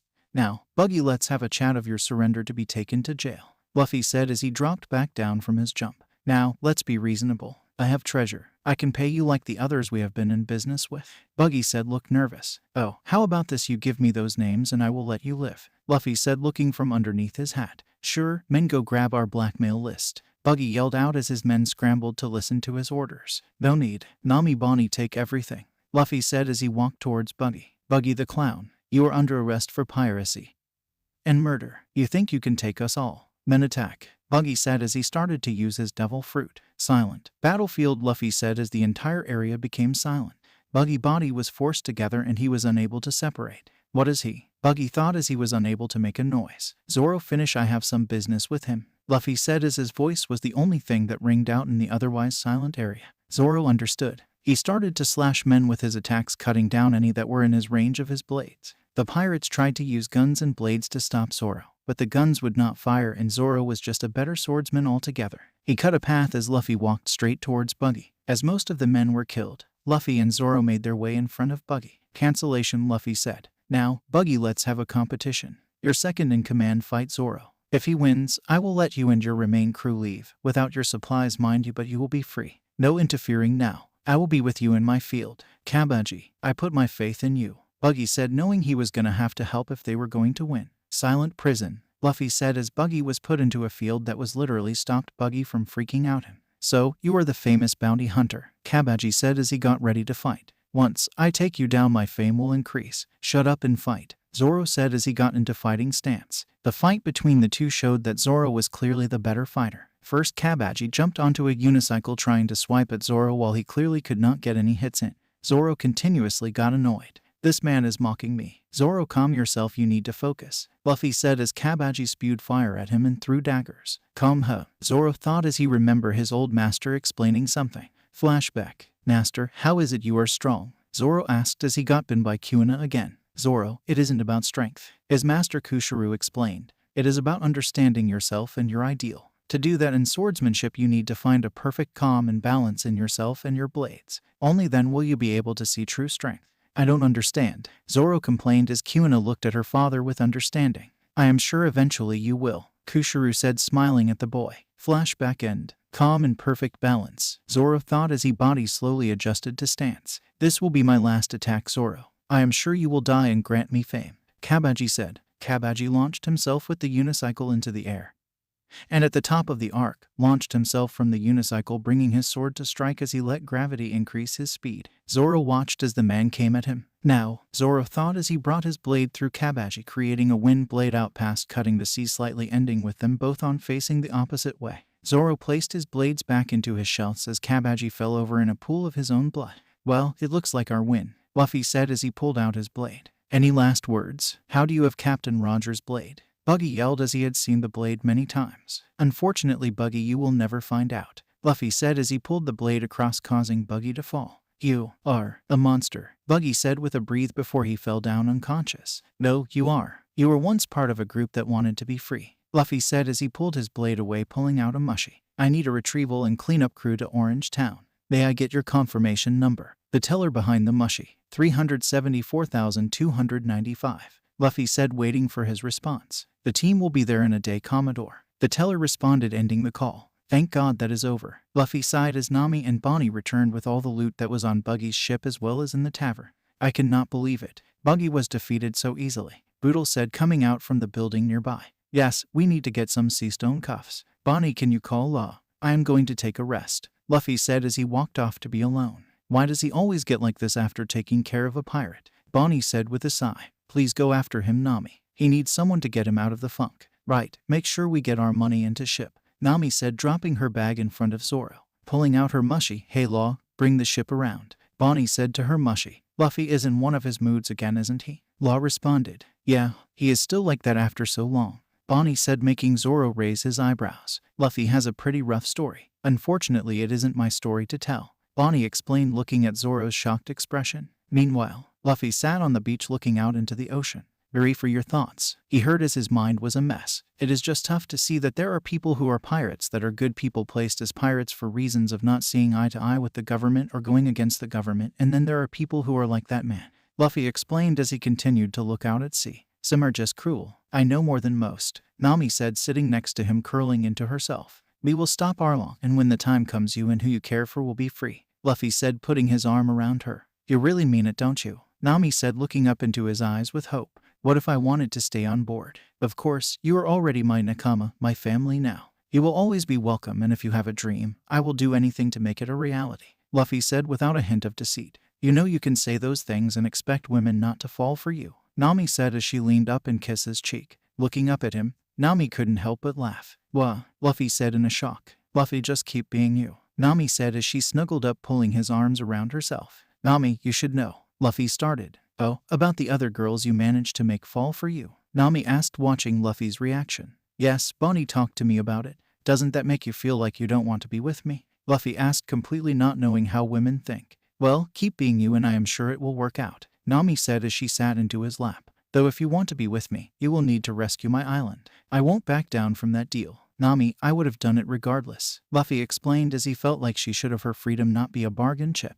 And that is why I am comfortable sitting right here, No expectations. No holding something over me, and not expecting something in return for a good deed, Nami said, relaxing with him around her. They continued to relax on the beach for a while until the day was spent. The sun was setting. I guess we should head back, Luffy said as he noticed they have been out there for a couple hours in silence just enjoying each other's company. Yeah, Nami replied as realized just how long they had been out there. Later, Zoro and Law were out on the deck practicing, while Bonnie took Koby under her wing, started the ruthless training that would be a benefit for him in the long run. Soon they heard Nami cry out, "Commanding officer coming on board." "Luffy," Bonnie yelled, jumping at him to hug him. "It is good to see you back to normal." "Yeah, sorry about that. I will try to keep myself from falling that much again," Luffy said as he held Bonnie to him. "Well, it is good to see you back. Buggy is cuffed and is bound and gagged," Law stated as he came up to his friend. "Next time don't hesitate to kill them. He is the worst of the trash of men and women." "Yeah, sorry," Luffy said as he tried to not think about what could have happened if he lost.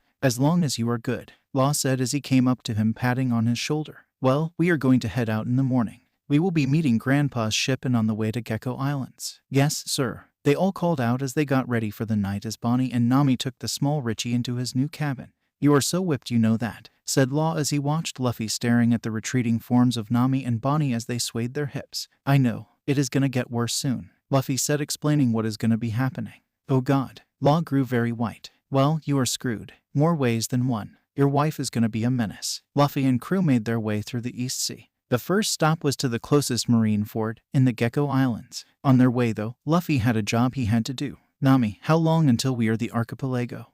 I would say in about an hour." "Why?" Nami questioned. "I have to go see through with a request a friend has given me. Though I have a feeling that it will be difficult," Luffy explained as he took off his coat to get some training in. After an hour and a half, the Straw Hat Marines arrived to the Gecko Islands, one of the islands in particular. This island housed Syrup Village. "Hey, Luffy, we are here," Nami stated as she forested cliffs. "Why did you want to come here again?" "We are about to see," Luffy said as he hopped towards the shore. "This island is protected by the great Captain Usopp. If you are here to cause trouble, then you best be prepared to battle with me and my 1,000 men." A voice called out. "You mean you and those 3 kids?" Luffy called out as the Nami, Zoro, and Law landed onto the shore. "We were found out." The 3 kids popped up and ran away. "Wait, come back," the other voice called out. "Besides, he has a marine coat on." Nami called out, annoyed at the stupidity. "Oh, my bad." A long-nosed teen popped out of the bushes. "Ha ha. Oh, Usopp, you are just like your dad said," Luffy said, laughing as the now stated Usopp looks at Luffy in a new light. "You know my dad?" Usopp asked as he slowly walked forward before falling down the hill and landed in front of them. "Usopp constantly talked about you," Luffy said, squatting down in front of the boy. "He did?" Usopp asked, hopeful. "Yep. Come on, let's go get food," Luffy said as he pulled Usopp up in. Usopp and the Straw Hat crew sat at the restaurant talking about the red-haired pirates and how they had changed Luffy's life. Nami was shocked that pirates had saved a village instead of plundered and murdered. Luffy laughed as Usopp exclaimed that he was so proud of his father. Usopp recognized the time and panicked. "Sorry guys, I got to go somewhere." "Well, let me come with you. I have to make my round anyways," Luffy said as he signaled all his crew to head back to the ship. "Sure, Kaya will enjoy your stories as well as mine," Usopp stated as he turned to start moving towards the only mansion in the area. Luffy continued to follow as he stretched his haki out. His observation haki was trained to the absolute limit by Garp that he can stretch it miles out. He had to in order to survive against his Gramps. The blip on a nearby island out catch his attention. We need to handle that. The bloodthirst is high," he thought. As they approached, Luffy noticed Usopp sneaking to the side. "What are you doing?" Luffy asked as he continued to the mansion.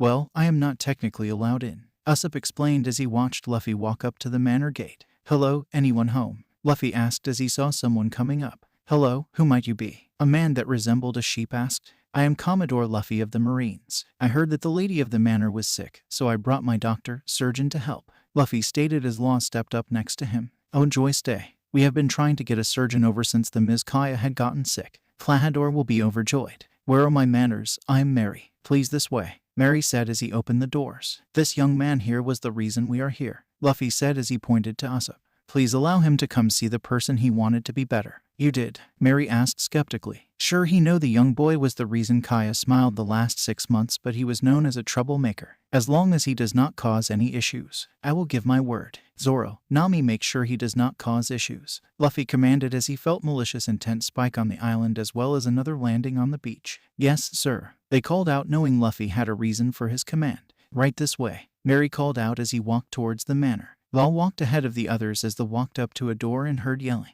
Ms. Kaya, I insist that you eat. I will ensure that Filth's brat will not bother you. Klahadore, please. Usopp is harmless, he just comes by to tell me stories. Kaya called out. Please, he is probably just like his scum of a father and after your money. Klahadore stated. He isn't like that. Kaya argued back before coughing. Not good, Law said as he rushed into the room. Who are you? A butler with round glasses he pushed up with his palm asked. Leave, or I will have the guards come and take you out. I wouldn't do that. Room shambles, Law said as he started to separate the food in Kaya's torso. What is he doing? Mary asked as he tried to rush in but Luffy stopped him. Don't. Law is one of the best doctors in the Marines. It is because of his devil fruit that he can do this. Relax, Kaya will be fine, Luffy said, stopping anyone from moving.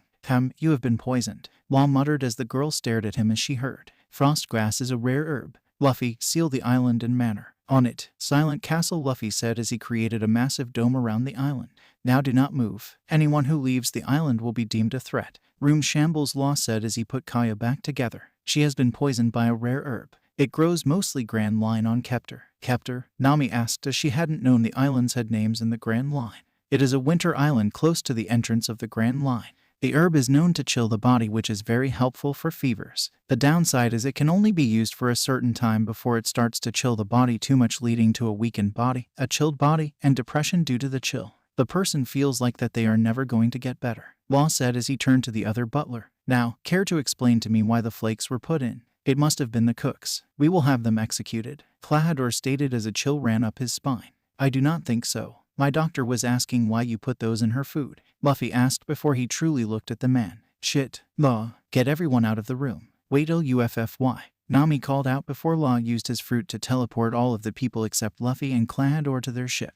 Where have you taken all of them? Klahadore asked. Cut the act, Kuro. That must have been your first mate that was on the island, Luffy said as he started to breathe heavily. Oh, I guess I have been found out. Well, I guess my plan will have to be altered, the man revealed to be Kuro stated. Shit, the Silent Castle this big takes too much, Luffy thought as he saw the man start to sway. Too bad you will not make it out of this place alive, Kuro said as he rushed Luffy with a knife he kept on him. It is too bad. Shigen, Luffy said as he jabbed his finger forward. Kuro had never seen the man move before he felt the wound. Looking down, Kuro saw what looked like a bullet hole in the center of his chest. This can't be the end, he breathed out before collapsing. Castles fall, Luffy said as he turned, breathing slightly heavily. Now for your crew. Luffy grabbed the man by his jacket and rushed out. Had someone looked at Luffy, they would have seen another man with armor and metal boots floating above him. While Luffy had killed Kuro, Law had taken the rest to the ship. Damn, Law said as he fell to his knees. What happened? Where are we? Mary asked, noticing the marine flag. Law, why are you all back on the ship? Bonnie asked, looking at the group that had arrived. I thought Luffy was going to inspect the island. Bonnie, code black, Law said through his shallow breaths. Bonnie, Nami asked as she watched color drain from Bonnie's face. What is going on? Koby asked as he had emerged from the galley. Koby, take Mary, Kaya and Usopp to the doctor's office. Law, you are not in any condition to help. Zoro, Nami, you are with me, Bonnie said as she hopped onto the gear to raise the anchor. We do not have time. Get over here and help. What is happening? Zoro yelled out as he rushed to help. It took them 15 seconds before the anchor was up. Luffy's devil fruit is different. It might seem like it's just the silence fruit, but only a few of us know. It is something much stronger, Bonnie stated as she rushed towards the helm. Wait, how do you know where he is going? Nami asked as she noticed the rest of the crew getting ready. There is only one place he would go, Bonnie said as her haki pinged the men on the island nearby. What is his fruit? Koby asked, and he emerged from the ship. It is the only fruit that has been set as a do not eat for being too dangerous. Human fruit, model Vidar. That is insane, Nami asked in shock. Bonnie said as she finally directed towards the island. Luffy is lucky that the fruit has not done more. It has caused multiple issues. Only this time Garp or the other girls aren't here. 30 minutes after they had departed, the Straw Hat Marines had arrived to the island. What they saw was carnage. Bodies of men littered the ground, and in the middle stood Luffy holding the last man by his neck. Ah, my dear friend, it seemed like your time has come to an end.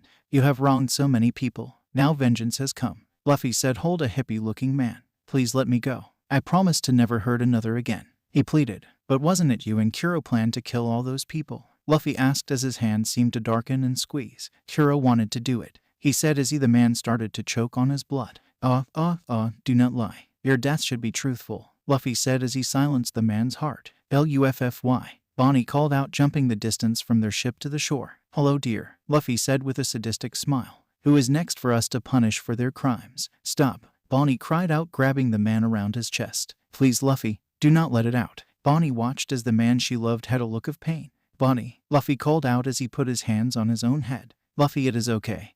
Do not worry, Bonnie said as she pulled him into her bosom. I am here. Your bonbon is here. I am sorry, Luffy said as he collapsed. Bonnie, oh God, did Luffy do this? Zoro asked as he looked at the men. Some had fist-sized holes in their chests. Zoro, help me get him back to the ship. We need to call this in, Dejaku said as he started to walk towards Bonnie and Luffy. A few hours later, Luffy sat up with a start. He looked around before noticing he was in his quarters. Damn, I had lost control again, he thought as he noticed most of the blood that he had on his hands was dried. Besides him was both Nami and Bonnie. Bonnie naked as the day she was born, with Nami cuddling up behind her. Walking out on the docks, Luffy noticed Usopp was out on the deck as they were back on the shores of Syrup Village. Luffy walked up and stood next to the teen. They stood in silence for a while before Usopp said, you know, watching you out there on that shore, it was terrifying. Yeah, this is the life of a marine and pirate, Luffy said with a sigh. It is constant fighting for what you believe in. Do you think I could become a great warrior of the sea, like my old man? Usopp asked. I can't answer that for you, Usopp. But if that is the path you wish, I am not going to stop you, Luffy said before he turned to walk back to his quarters. Come on, it is time I gave you what your dad wanted me to give you. Luffy and Usopp had walked towards his quarters, going towards his chest. Here they are, Luffy said as he pulled out a long case as well as a note that was tucked in it.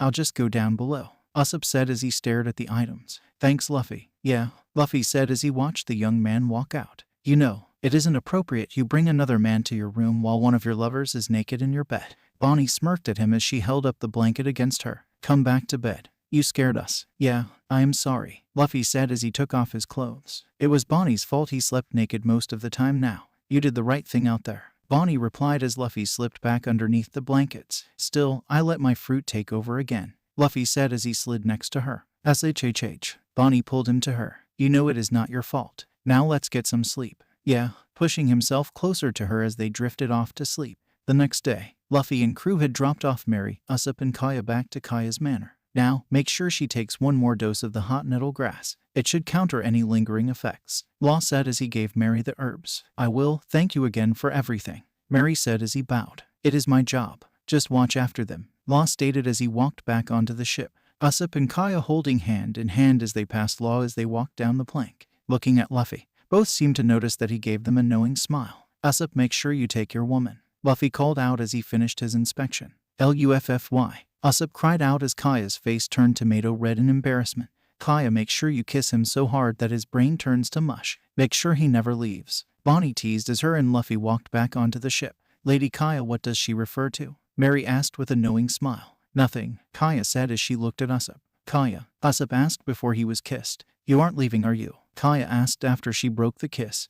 Usopp tried to make words as his brain had turned to mush. Well, if I can be with her, maybe Dad was right, he thought as he turned to Kaya once more and kissed her back. A week later, Luffy was laying in the crow's nest relaxing as his crew below was training. While to many it would seem like he was sleeping, he was actually working on his haki. I need to get better. I can't rely on my fruit forever, he thought as he was trying to see the future. While he saw a vision. 2 men 6 stationed on a rock. A restaurant floating in the sea. A Hawkeye staring at him. Well, I guess where we are going, Luffy thought as he jumped down, landing next to his crew. Nami, I have a heading we need to go before we go to your island. Okay, where? She questioned as she was having them go to the next line of islands. Hee, Luffy laughed as he started. A few hours later, the Straw Hats had met a pair of rather curious bounty hunters that had almost died due to scurvy. They had been internally grateful towards that and had even known Zoro.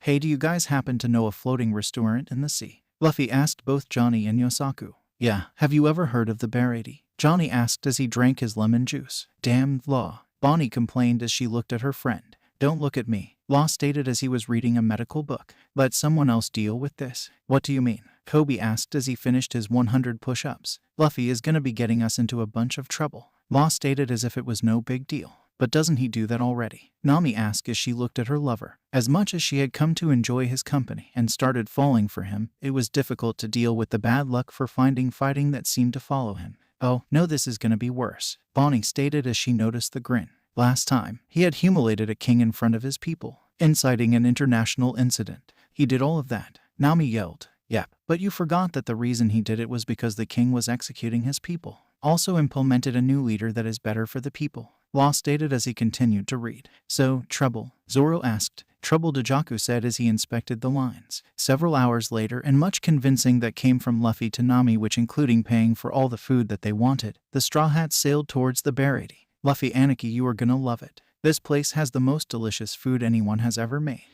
Well, apparently it is so good that a marine ship besides us is going there, Luffy said as he saw the Baratie and another marine ship in front of them. After docking, they had walked down to the restaurant. Walking in, a man with blonde hair and swirly eyebrows had seen them. My beautiful goddesses, it must be fate that today is the day you walk into this restaurant.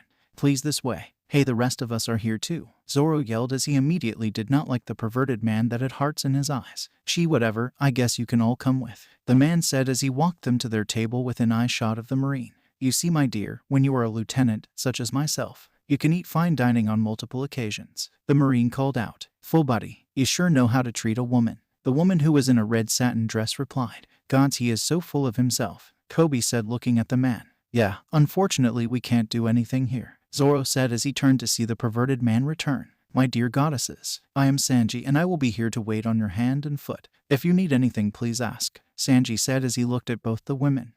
I don't know, Bonnie, everything just looks so good. Nami smirked towards the other woman. I think we should try a bit of everything, don't you? Absolutely, Bonnie said smiling at Sanji. Do you think you can guess all of it? Both women putting their best pouting face. Anything for you, Sanji yelled as he spun away from the table. Gods, if he is like this, imagine if Hancock or Ryuju was here, Law stated as he watched the perverted cook as he danced his way into the kitchen after barely taking the men of the group's order. Please don't, Luffy said as he had his hands full. Oh, didn't I tell you? Bonnie said, giving Luffy an evil grin. Bonnie, what did you do? Luffy gulped as he had seen that look multiple times. It always ended up with him being exhausted and sore. Well, seeing how we have a new member to our family, I figured I would introduce her to the others, Bonnie said, having a Cheshire grin on her face. You didn't, Law said nervously as if saying what he was going to say would make it happen. What is going on? Koby asked Zoro as if he knew what was happening. Bonnie, what is happening? Nami questioned as the chef waiter returned with appetizers and drinks. Oh, nothing, just going to introduce you to some amazing people in roughly an hour or so, Bonnie said as he grinned got even wider. An hour, Law said as his face drained of color. Excuse me, sir. Do you have extra rooms available for people wanting to stay for longer than a meal? Unfortunately, no. Zeph would kill us if we allowed that, a passing waiter chef said as he watched Sanji make a fool of himself. My beautiful angels, your beginner courses are ready and prepared by myself. Please, if there is anything I can do to get your lovely names, he asked as the hearts in his eyes shined even brighter. Waiter, what is this fly doing in my soup? Full Buddy called out to their waiter. Luffy and multiple others using their haki noticed the ill intent the man had towards the chef after he made a fool out of him with the wine. I am not an expert, but I would say the backstroke, the chef replied as he watched the lieutenant get angrier at the comment. Do you think I am a fool? Full Buddy yelled, scaring his date as he smashed the table. The soup was just fine without you putting that bug in it. This food could have fed someone for 4 days, the chef said, picking up the shattered plate. Oh no, Chef Zeph, quick, Sanji is going to go on a rampage, one of the chefs called out as they watched in horror as Sanji kicked the Marine in the face. I guess we better stop this, Luffy said, getting up from enjoying his steak that was perfectly cooked. Everyone looked in horror as Sanji's foot, which was supposed to kick Full Buddy out the doors, landed perfectly in Luffy's stretched out hand. I believe you made your point, Luffy stated as he looked at the chef. I cannot believe the chefs of this place. I will have it shut down, Full Buddy yelled as he finally noticed the commanding officer in front of him. Oh really, Lieutenant Law? What did you see? Luffy called out as released Sanji and turned to the man. Officer Full Buddy had used his office to try to have personal gain. Then when it was not successful, he destroyed personal property of a wandering restaurant that is believed to be a place where those truly in need can come for a meal and second chance job, thus cleaning up this sea's crime rate, Commodore Luffy, Law said as he slowly flicked open his fingers, revealing the word death. So, what do you have to say for yourself? Luffy said as he watched the man swallowed hard. Lieutenant, the Craig pirate we had captured has escaped, the Marine said as he came crashing into door. Welcome, you salty rat. How will you be paying today? A chef asked as a man that looked to be on his last legs walked in behind the Marine that was tossed into the doors. Do you take lead? The man asked as he pointed the gun at the chef. If you are not a paying customer, Patty started, then you are not welcome, he finished as he slammed his fists into the man's back as he was starting to walk away before throwing him out. No one seemed to notice except Luffy that Sanji had disappeared as he saw the man come in, as well as Full Buddy trying to run from getting in trouble. Ah, so that is why the young man had such hard kicks, Luffy thought as he looked at the head chef as he walked down the stairs. Head Chef Zeph, I am sorry about the floor. Patty yelled as he finished walking back from throwing the man out.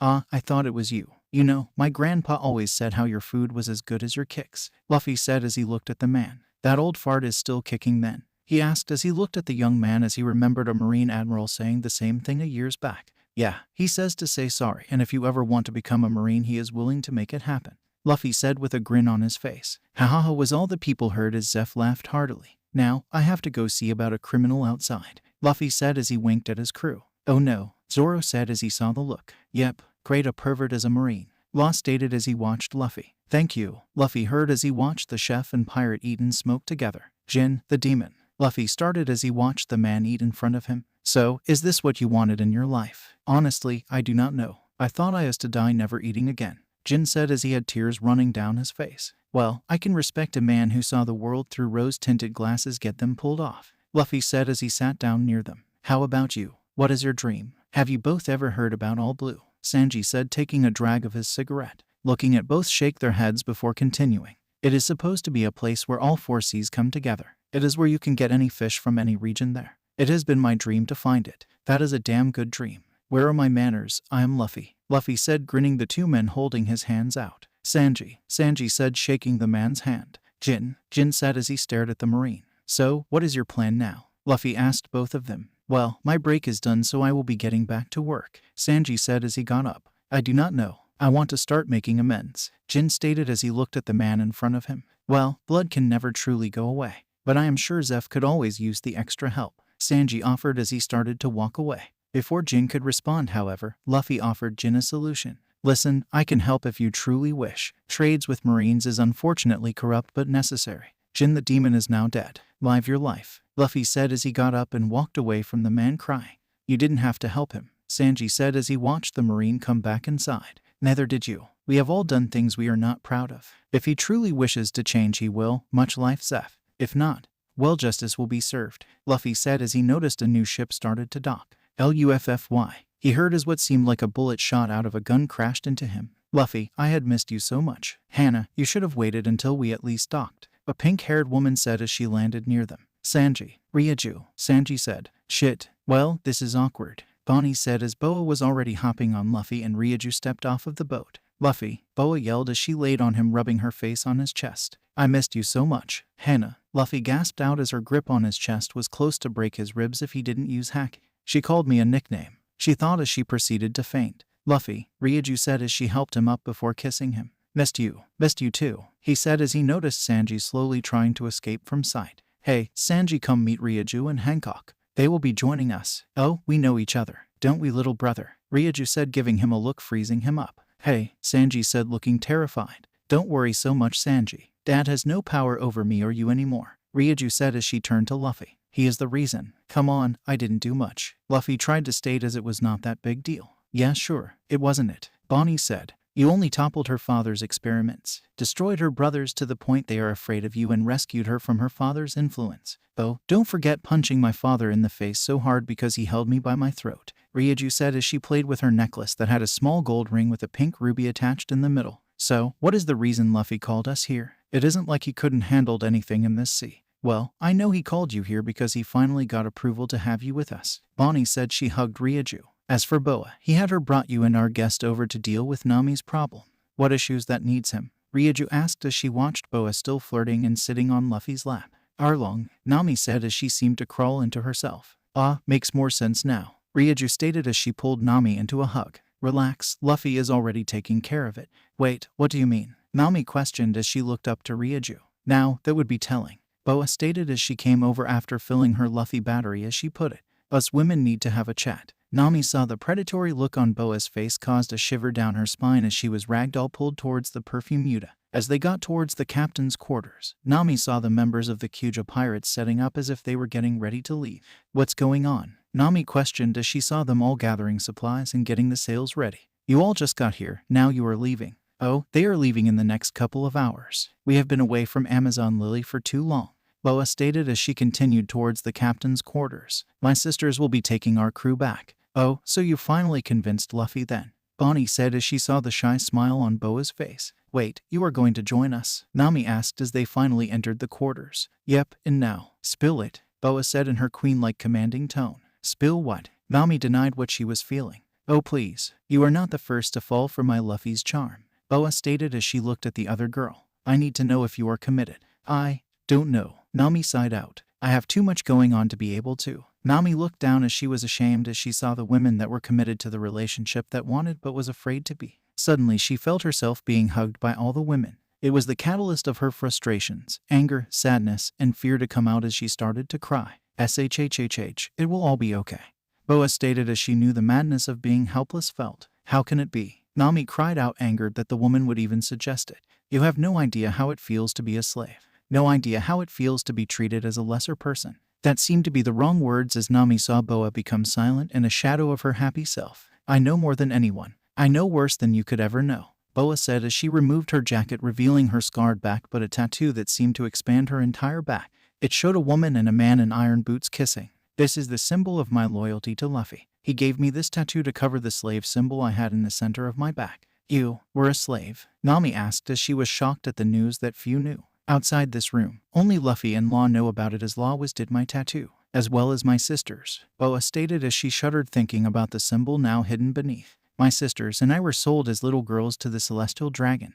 How did you escape? Nami asked as she remembered that there was a rebellion about 15 years ago. That is the story of how Luffy and I met, Boa started as she began her story. Flashback. Luffy and Garp walked up the winding path towards Marine GOIs as they had got sent to as security detail for Don Quixote Mjosgard as the man seemed to fear even his own shadow. The sun had just begun to set as they arrived at the gate. Listen, Luffy, I will say this once. Do not do anything reckless. These people are the worst scum of the world, but they are the men and women who see to it that people are safe, Garp explained as he walked towards the Don Quixote house. Got it, Luffy said as he was barely keeping his anger in check as he saw people in collars being beaten. Garp grumbled something that Luffy could not hear as he saw a couple of teen girls a few years older than him being pushed towards the same house. Luffy saw the women naked as they seemed to be treated as objects. Come on, Garp called out as he saw Luffy's anger and haki leaking out. Garp entered the mansion as the guards went to let the man know they were there. Good, I wanted an admiral here, but I am sure a vice admiral is good enough, Mjosgard stated as he descended the stairs. Your job is to ensure that I am safe. There has been a breakout from my objects. I am going to be making a couple of them an example to ensure that none of them ever attempt it again. Wait, what do you mean? Luffy called out as he saw the man wasn't walking but being carried by a couple of men. I plan on executing a couple of slaves for the rest to understand that failure to stop the someone from escaping is also punishable by death, Mjosgard stated as he had a mad glee on his face. Luffy's emotions roared as Garp grabbed him to prevent him from attacking the man in front of him. Corporal Luffy, head out to the ground. I will be with our official, Garp stated as he pushed the boy towards the door. Damn it, Luffy said as he walked out on the grounds. You knew how I feel about these people. Why did you bring me? Luffy continued to grumble about how much he wished to do something as he came across the three teens he saw being moved towards what seemed like an execution platform. What is going on here? Luffy called out towards the guard as he saw one of the girls fall as he saw the guard crack the whip against their back. These slaves are being too slow, the guard said as the sun finally set, causing the lights to reveal the women. And, instead of waiting the extra second, you decide that causing them to fall, which would make it longer, is appropriate, Luffy stated as he watched the man. How about this? I will handle them. You go to your next assignment. The girls watched as an ominous presence seemed to settle over the group as the Marine and guard stared each other down. Eventually the man gave up. F&E, I have better things to do anyways, the guard said, walking off. Thank God that is over, Luffy said as he looked at the girls. Everything is okay now. He reached out his hand, but that seemed to make the girls to cower more as if he was worse than the man they just left. Not the trusting type, Luffy muttered as he saw the explosive collars around the girls' necks. In a blur of speed, Luffy successfully removed the collars off the girls. There, he stated as he tossed the collars to the ground as they exploded. Wait, one of the teens called out. The explosion will call the guards. Not if they didn't hear it, Luffy said as he looked at the girls. Sorry, I can't help more. I have a friend who is stationed at the docks near the bottom of the red line. Tell him I sent you and I said to hide you. Go quickly before someone notices. With that he walked towards the bars and bent them enough for the three girls to escape. Thank you. The Boa sisters will not forget this kindness, the oldest said as she helped her youngest sister up and through.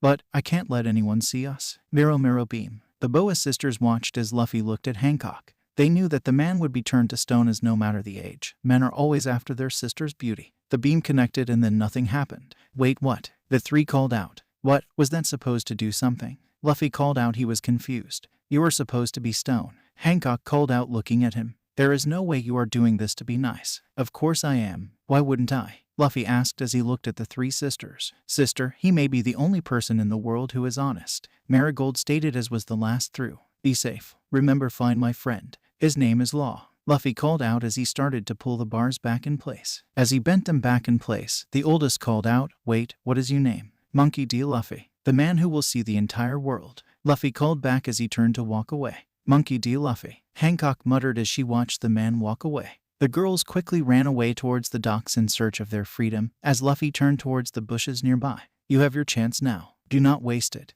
Luffy called out towards the fishman that was hiding there. I would not want you to be captured again. I won't. The man hiding came out as he held the key made to remove the collars. Good. I think I will do a quick walk before returning to the ship. Luffy stated as he pulled his snail to call Law. 3 hours later, Luffy was back on the docks turning to his grandfather's ship when he heard an explosion. Good, he started. Luffy thought as he turned to his in-law's meeting point. Law, are you here? God damn it. He heard Law call out from the warehouse they planned to meet up at. What is going on? Luffy called out as he saw the girls from earlier starting to run as they heard the explosion. Luffy. The girls called out looking at the younger boy. So the plan was a success. Law asked as he saw his friend walk in. Yep, Fisher is currently attacking the mansions. Luffy said as he looked at the girls. We need to help them. You are too involved in this. Law stated as he knew his friend had helped plan the attack. I couldn't sit by and do nothing. Luffy called back as he had already silenced the area. Besides, I could barely stand being near those arrogant pricks. We need to cover their brands. Law said as he had already given the girls clothes to cover themselves with. What do you have in mind? Luffy asked. Tattoos, easiest way to do it. Law stated as he had his own pirate brand removed by a tattoo. Fair, do you object? Luffy asked the girls as they stared at the men. Will we truly be free? Sandersonia asked looking at the two teens. I guarantee it. Luffy said with a huge smile on his face. We need to hurry. Law said as he got out his tools. Do you have any opinions? Luffy asked as he saw the girls skeptical. Relax, Law is great at this stuff. Luffy pulled his shirt off showing off his own tattoo of a man in iron boots fighting a giant wolf. Can I get our hometown symbol? Marigold asked as she started to draw out the pirate symbol of the Kuja pirates. I want the same as Mary. Sandersonia said as she was confident it would cover her brand. I want the same thing you have. Hancock said as she blushed at the teen's back as she saw his muscles flex as he was removing his shirt. For the next hour, Law had used his devil fruit to remove the pain as he drawn on their skin. He had hurried with both Sandersonia and Marigold's tattoo as it was fairly simple, really only using white ink to do little details around the mark. It was Hancock's, however, that had taken him time to create. When asked why she wanted a tattoo similar to Luffy's, her only reply was it was to be beautiful as she needed it to be for her devil fruit. Her sisters did comment as they watched their sister blush and nearly faint as she looked at Luffy. In the end, the tattoo had taken longer than expected as Luffy had heard the slaves starting to rush the docks. Law, we need to get them onto the transports, Luffy stated as he saw Fisher leading men attacking the guards and marines that were trying to stop them. I am almost done. Law called out as he was finishing up the wolf as sweat had been pouring off the teen. Law, we have 2 minutes. Luffy called out as Fisher was getting closer. Done. He called out as he used his fruit for the final time, causing the skin to be placed back on Hancock's back with the scene of the woman and man. Come on. Luffy called out as he helped Hancock up as the pain of the tattoo had come to her all at once. Fisher, what is this human doing here? A fishman asked as they approached the warehouse that Luffy and others were in. Quiet, Fisher called out as they rushed the warehouse. Where are the ships? There, with enough supplies to last you until you reach Sabaody, Luffy said as he pulled out an eternal log post. There, meet with Rayleigh. He will help you all escape permanently. You need to take all of them. Of course, it was our deal, Fisher called out as he grabbed the young boy's hand. Thank you for this chance. Just get out of here, Luffy said as he turned to the man. Fisher, you forgot something. Right, Fisher stated as he lifted his arm, punched Luffy, knocking him unconscious. Good luck. I will be getting him out of here, Law stated as he created a room and teleported them back to their ship. Flashback end. In the end, I heard he was punished so hard by Garp for his failure, Hancock stated as she looked dreamily out the ship. He had done so much just for me because it is how he is. Do you think he can truly beat Arlong? Nami asked as she looked at the slightly older one. Oh, he already started, Hancock stated as she let girl in on her husband's plan. A couple of days had passed as Luffy still tried to convince Sanji to join up with him. It had become a routine for the crew and chefs to watch Luffy day in and day out run inside, talk to the rest of the chefs before finding Sanji and mercilessly badger him. Come on, Sanji, think about it. You can reconnect with your sister. I am willing to pay you decently, and ladies love a man in uniform. Luffy used everything in the book today as it was his chance to finally have a good cook and food. For the last time, I am not going to be joining you. Sanji stated as he chased Luffy out of the kitchen. You are not allowed in here. Zeph will have my head for even letting you step foot in here. Sanji turned to kick the Marine as he dashed away again, taunting Sanji on how he would be toughened up once he joined. He really wants that eggplant to join up, huh? Zeph asked Ryuju as they connected and talked every day after she had found out that he was the reason her brother was alive. He can be very stubborn when he wants to be. Ryuju explained as she had seen firsthand what his stubbornness had caused. It is Sanji's fault though. He told Luffy about his dream. Oh, the eggplant finally talked about all blue, huh? Zeph asked as he looked at the pink-haired girl. Yep, it is funny how crazy Luffy gets when he finds out about someone having a dream. He tends to stop at nothing to make it happen. Boa stated as she walked into the restaurant with her head slightly tilted up. Ryuju, I think you should go wrangle up our husband and your brother. I want to have a chat with the head chef. Of course, Ryuju said, looking like a predator. Oh Luffy, what can I do for the infamous pirate queen? Zeph asked, looking straight at the woman. Can you teach me how to bake a cake? Boa gave her cutest puppy dog face she could, which would make most men and women have hearts in their eyes. In fact, most of the people around them staring at her instantly created those eyes. Oh, is there a special reason? Zeph asked as he watched Sanji muttering as Ryuju pulled Luffy towards his ship. I want to make Luffy a cake for our anniversary. Boa shyly stated as pink blush overtook her cheeks. Ha ha, Zeph laughed as he looked at the embarrassed girl as he walked to the kitchen. Come on, we will whip something up. Everyone seemed in a joyous mood as the day went on except for Nami. She had seen Jin leave, stating that he would be back after he brought food back to the men he promised to give up his life of crime. She was conflicted about this, but he seemed like the man had strong morals. It was another thing that seemed to be ruining her mood. This is the longest I have been away, she thought as she saw the newspaper that morning. When she had heard that Luffy had already started to take care of Arlong, she had grown nervous. She had sent men to their deaths against the sawtooth shark fishermen before. This time will be different, she thought as she looked at Luffy as he was watching Zoro train with Law and Bonnie. She blushed as he turned towards her with his goofy smile on his face. It honestly was the only thing that was keeping her from running. Thinking back to the first night Hancock arrived was magical for Nami. She had never had such a welcome from other females besides her sister before. Thinking back, it made her feel strange and then depressed as she remembered how happy she was feeling as her own sister and island were being oppressed by Arlong. Nami continued to look at the man she had come to love over the last 2 months as they traveled from island to island. It was like a hurricane how strong and fast her emotions whipped up and changed towards the Marine as he continued to help people. She looked at Koby training with a boulder on his back as an example. The young teen was slowly starting to lose his young looks and weak disposition as his training increased by having a small boulder put on his back as he walked around the dock. Day by day she felt as if he was like a piece of her puzzle of life that seemed to fit as he not only made them stronger but also made others happy to be around him. She blushed as she still remembered the talk Hannah gave her just a couple of days prior. She said he was already taking care of Arlong. What did she mean by that? She thought as her sight wandered off to the horizon. Luffy watched as his crew was working seamlessly with Hannah and Ryuju. It was good that the Kuja pirates had departed recently over the last couple of hours as they had to take care of business at home. Luffy had noticed the winds changing recently as he looked out onto the horizon. Alright, that is enough practice today. Let's go eat food from our cook, Luffy called out as he turned his attention to Zoro. Everyone seemed to notice Luffy's stare as he walked towards one of his newest crewmates. What is it? Zoro asked as he saw Luffy stare at him as if he was going to die. Nothing, just be mindful of your anger, Luffy said in the most serious voice that caused a chill to go up Zoro's spine. What did he mean by that? Zoro thought as he looked at his leader. Luffy, however, had gone back to his normal cheerful self as he walked with Bonnie and Law towards the Baratie. Odd, I thought there would be more people here, Bonnie stated as they walked into the door as the place was basically empty as only a couple of customers were present staring at their food. Sanji isn't even here bothering the women, Ryuju stated as she saw her brother flirt with every girl here at least once before they put him in his place or basically robbed him blind in Nami's case. Go on and sit down, you bean sprouts. I will be helping with the food today, Zeph said as he saw who had walked in. Order what you want. Hey old man, where is Hannah and Sanji? Luffy asked as he had wondered where his wife was the entire morning and afternoon. Don't you worry, she will be with you shortly, Zeph stated as he looked into his kitchen seeing a Sanji statue.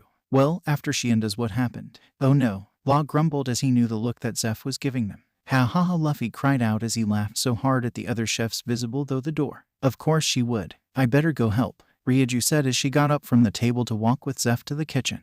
They all started to enjoy their meals as Hancock had finally come out of the kitchen holding a cake. Luffy, happy anniversary, she called out as she came out with a cake she made with the other chefs. Hannah, this is, Luffy started before Jin burst in with a man that looked like he was about to die. Please, we need food and water, Jin cried out. We have money. We can pay, please. As Don Krieg, the remaining guests and chefs cried out, "Quick, capture him. Please, I will turn myself in. I just need food." Krieg called out, he begged. "Don," Jin cried as he saw the man who he respected begging and giving up. "The only thing he will be getting is my knife at his." Patty called out as he went to cut the man before getting kicked by Sanji. "Move, you are in the way," Sanji said as he came out holding food. "So, you also know the feeling of starvation," Ryuju thought as she saw her brother bring out the food. "Here, eat," Sanji said as he placed the food down. They all watched as Don Krieg ate. "Sanji, you need to move," Luffy called out as he saw the man's intention was anything but his word. Sanji jumped back in time to avoid the kick from Krieg. "You dodged. Well, no matter. I demand 100 meals for my crew." Zeph had already started to the kitchen knowing that he was going to give food he made with Hancock, but he could not allow someone to starve. Walking back out, Zeph saw the Marines had been where they were, but the rest of the chefs were holding Sanji at gunpoint. "Here, give this to your men and leave," he stated, dropping the sack at the man's feet. "Zeph, why?" one of the chefs called out as they looked on in shock that their owner gave up food. "We are sea chefs. We feed people," Zeph replied as he looked at his men. "You might all be hating on Sanji. However, he is the only one of you that truly knows what it means to starve, to wish to die instead of having to live with the pain." "Zeph," as in red leg Zeph, Krieg called out his turn to commotion. The man who is said to use his legs as a weapon so much that his legs were painted red with blood. "I have not heard that name in a long time," Zeph stated as he looked at the man. "I am just a simple chef now." "Simple? Ha, that much I doubt. I heard you traveled across the Grand Line," Krieg said, looking at the man greedily. "You must have a logbook of all your adventures." "I need it. I had the power, I had the cunning, I just didn't have the knowledge. With it I will become king of the pirates." At that point, Luffy couldn't keep it in anymore. "H-O-H-O-H-O-H-A. You king of the pirates," he cried out, laughing harder. "From the sound of it you could barely pass paradise. You dare mock me," Krieg called out as he looked at the Marine for the first time. "You must be here for my head." "Nah, currently I am on vacation," Luffy stated as he watched the man as he got up. "I see you got in a bit of trouble and fled. It was that damn monster. He took down my ships one by one." Krieg angered. "I would have been fine if it wasn't for him." "So, you ran like a dog with his tail between his legs," Hancock stated as if it was obvious. "No wonder you are so weak." "Weak? I will show you, you bitch," Krieg roared as his pauldrons raised, revealing guns. At this, Krieg started to fire as he wanted to see the terror in the face of the smug group. The bullets flew towards them and then they stopped. "What?" Krieg cried out as the bullets were in the hand of the leader of Marines. "Guns are just too slow," Luffy stated as no one but Boa, Law and Bonnie had seen him get up. "Here." Luffy flicked 4 bullets back at Krieg, smashing his guns on his shoulders before he could realize what was happening. "Krieg," Jin called out as the explosion caught up with the speed of the bullet. "I am fine," Krieg called out as he revealed his diamond armor. "Now, get out of here and give your men their last meal," Luffy said as he turned his back on them. "After all, you did wake him up from a nap." "Oh, that is why they are like this," Bonnie said as she finally expanded her haki out to feel out. "Krieg, you need to leave," Jin pleaded as he picked up the bag. "Your men need this." "Fine," Krieg said as he turned to walk away. "I will be back with my crew to slaughter you all." Jin looked on in shock. The man had promised to leave once he was fed. Now he was going to kill them. But before Jin could comment, Krieg had stepped outside. "Too late," Luffy muttered. He heard a loud explosion happen outside. "He is already here." Krieg rushed out to see their ship be split in half as a man in a coffin ship sailed quietly towards them. "That monster chased us here," Jin cried out as he saw the bodies of his comrades floating in the sea. "Don Krieg, you are under arrest for multiple crimes," Law called out as he did not wish to have them get scolded by Garp. "Surrender." "Like hell I," Krieg said, started to grab a gas mask before he felt his neck being cut. "Don Krieg have been killed due to failure to surrender," Ryuju stated as a butterfly knife twirled in her hand as she had a snail in the other. "Please send a crew to the Baratie to recover the bodies." "I didn't even see her move," Sanji said as he looked in awe of his sister but also the rest of the Marines. "I really wished he didn't show up now," Law muttered as Koby was next to him looking at the carnage. Out in the ocean, Dracula Mihawk, known as the strongest swordsman in the world, slowly approached. Sanji looked on in awe at the destruction a man hundreds of yards away had caused. The galleon was cut in multiple directions and proceeded to sink quickly to the depths below. "He still does the most ridiculous things," he heard Hancock mutter as she stared at the man slowly drifting towards them. "He is going to ruin our party." "Relax, we will just have a conversation," Bonnie said as she placed a hand on Boa's shoulder. "Not likely," Luffy stated as he looked intensely at Mihawk with a glare. "He is actually here," Zoro stated as he looked at his goal. "I never thought my dream would be finished this early. I will not stop you from fighting. Remember your training," Luffy stated as he saw the coffin ship come to the docks. "Zaf, can you give us some open space?" The Straw Hat Marines watched as the man known as the greatest swordsman slowly drifted towards them as if destiny had finally caught them. Mihawk looked from side to side at the men and women that had gathered on the dock. Well, this is an unexpected surprise, Mihawk stated as he saw the Marines lined up with one of his fellow warlords. You ruined my anniversary, Boa yelled at him as he made it onto the docking area. Oh, I did not realize the date. My apologies, Mihawk stated as if he clearly did not care that he had interrupted anything. I was merely doing my duty and removing the riffraff that I had wandered upon. Of course, and that just so happened to end up here. Boa was annoyed even further by Mihawk's disinterested attitude. But of course, it is fate though that I would meet you two again, Mihawk stated as he directed his gaze towards Law and Luffy. Rather would have preferred to wait to meet you, to be honest, Luffy muttered as he saw Zoro further tense up. Dracula Mihawk, the man known as the greatest swordsman in the world. It is my dream to meet you, Zoro stated as he stared at the man in between him and his goal. Oh, and what is it you wish to accomplish? Mihawk asked, turning to the Santoryu-style swordsman. To beat you, Zoro said with a smile as he pulled out his swords. It is my entire reason for setting out to the sea. Then, it has been a foolish reason, but perhaps you will prove me wrong. Mihawk as he went to pull out a small knife from his necklace. What is that? Zoro questioned as he saw the man acting disrespectful. Sorry, I do not have a smaller blade with me, Mihawk stated as he turned to fight the fellow swordsman. You are not going to use your actual blade, Zoro yelled as he got angrier. You do not use a cannon to kill a fly, Mihawk nonchalantly stated. You dare mock me, Zoro stated as he felt his anger growing. Zoro, Luffy called out, causing the swordsman to look at the man. He is testing you. Prove to him you are worthy. Luffy, Zoro muttered as he looked at his leader. Luffy, you should know better than to butt in on my fights, Mihawk stated, looking at the man as calm as ever. I guess I will have to prove it to you then. I am worthy, Zoro stated, finding the calm in his zen-like state after Luffy's words. We shall see, Mihawk again said, ignoring Zoro's comments as he took his stance. Onigiri, Zoro called out as he rushed towards the man in front of him. Impossible, both Johnny and Yasaku called out, as Mihawk blocked all three blades with his kagatana. This pressure is insane, Zoro thought as he could not move his blades. Is this the strength of the world's strongest? Interesting, Mihawk thought as he looked at the young man in front of him. Mihawk had intended to toy with the young man, dodging his fierce assault of his three-sword style while dodging and parrying with his kagatana. The clashing of the blades was heard as Johnny and Yasaku called out their support to their friend.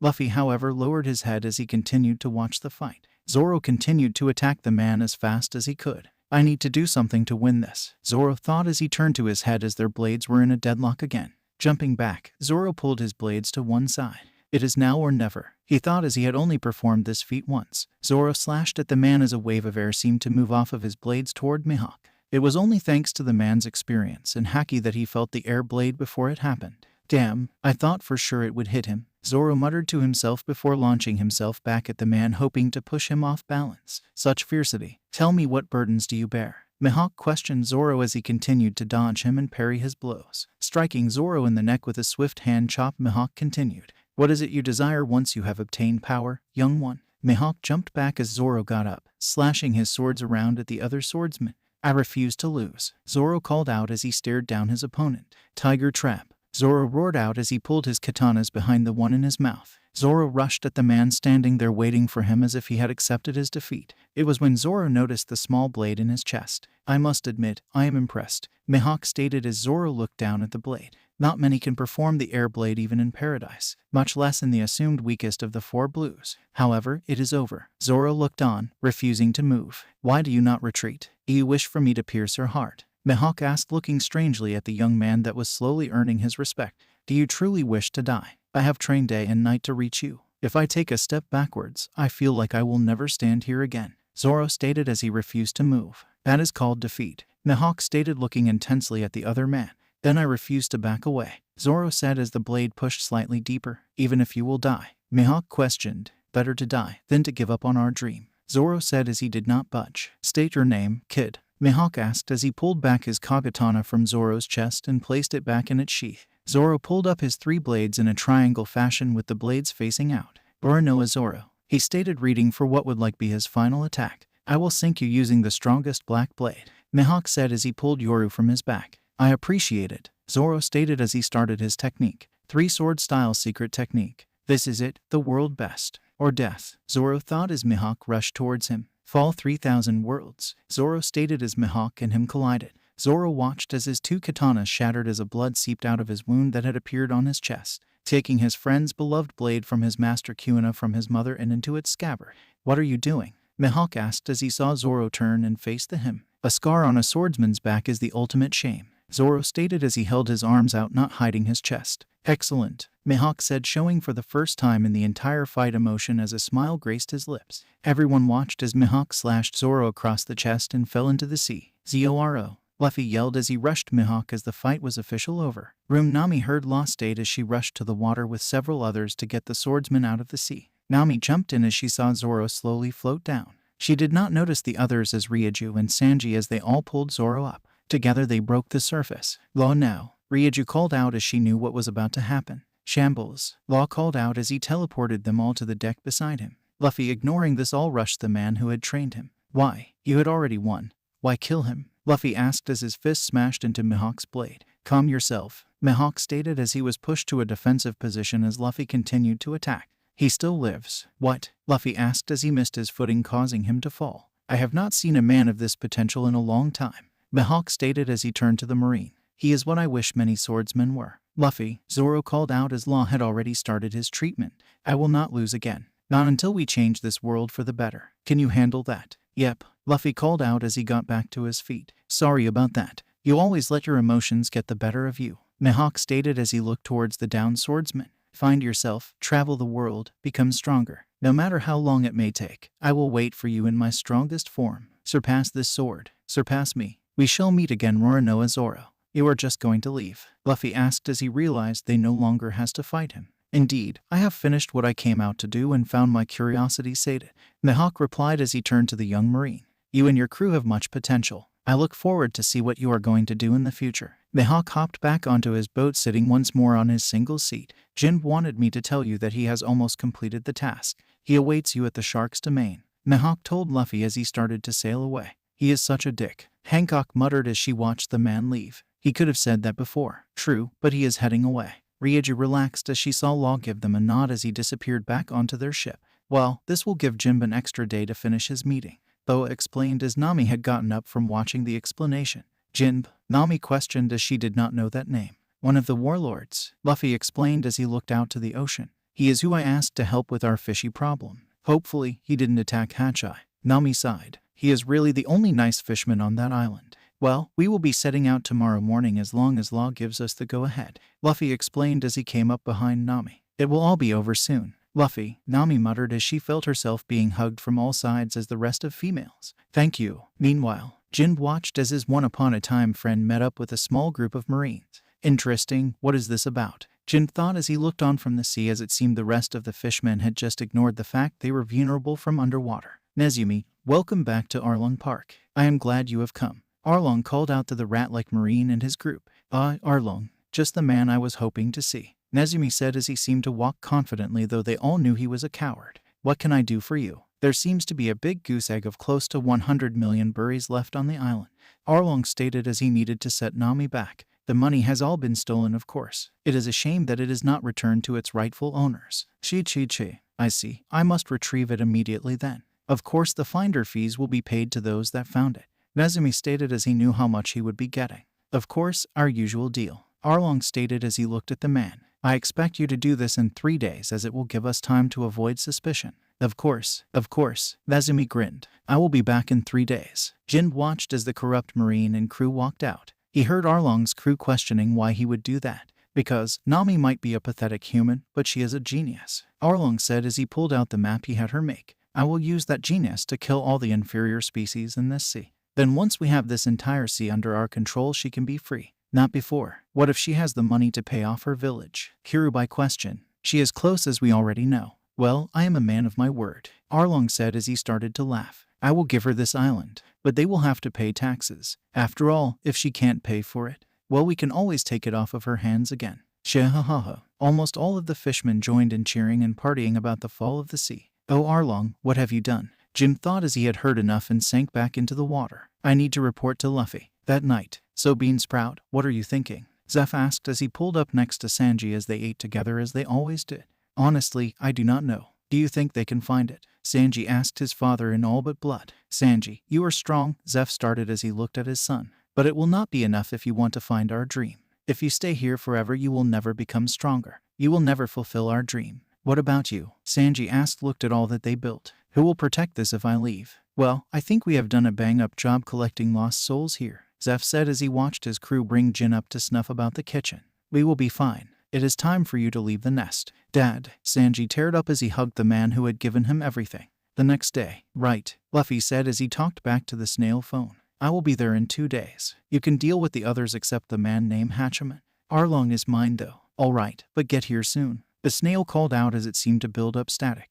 Will do, Luffy stated as he got up off of his desk looking at the sun starting to rise. He then felt breast being pushed up against his back as arms wrapped around his neck and shoulders. You left the bed, Boa complained as she kissed him on his neck. Sorry, it was Jin, Luffy stated as he leaned back towards his wife. Come, I am sure the rest of the day can wait, Boa stated as she pulled him back towards the bed. I need some more Luffy time. Luffy relaxed as he turned to find her completely naked. Here he was with the woman that was the fantasy of many with her big breasts and curvy body. It was a shame they did not have all day, or he feared that he would not get out of bed at all. Luffy, Boa moaned out as he grabbed her from her curvy but muscular butt. Yes, it was a couple of hours after Luffy had walked out onto the deck as his crew was training or getting supplies ready to leave. All right everyone, we will be setting sail in 30 minutes, get everything packed, Luffy called out as he looked towards Nami. It is time we bring you home. Do you mind if I join? They heard someone call out from the docks. What took you so long? Ryuju asked with a smirk on her face. I had to talk to my dad, Sanji stated as he heard a stampede on the dock behind him. We will all miss you, Sanji, the chefs called out, tearing up as they did so. Go on and fulfill our dream, Beansprout, Zeph called out from the top deck as he avoided crying. Zeph, Sanji said as he started crying as knelt to them all. Thank you all for everything. You are supposed to leave with your head high and without a tear, brat, Zeph said through his tears. Good luck Sanji. Follow your dream, the Baratie crew cried out. All aboard, we are setting sail for Kakwayasi village. It is time for some cleaning, Luffy called out as he watched Bonnie pull Nami into a hug as she started to tear up at his orders. Jin watched as the marine ship came into view. He knew it was not Luffy's as his was made of black wood. This isn't good, he thought as he watched the ship getting attacked by his fellow fishmen. He had been hiding out for the last 2 days with a kind creature Momo. He was a kind creature, but afraid of Arlong. Jin sighed. Where did it all go wrong?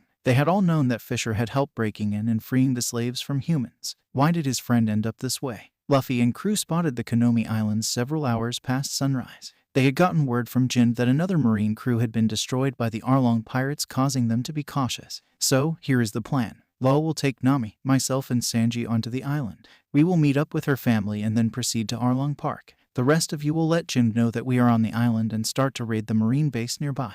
They are most likely corrupt. At the first hint of them attacking, you have authorization to use deadly force if necessary. Boa, Zoro and Koby are on ship defense, Luffy commanded as he saw the looks he was getting. Hannah, you are still a warlord. If you are seen attacking a marine base, it will look bad. Zoro, you are still injured. I know Law did a bang-up job, but he is a surgeon and doctor. Until he gives the go-ahead, you are grounded. Fine, Zoro huffed. Clearly he was annoyed at the light-duty treatment.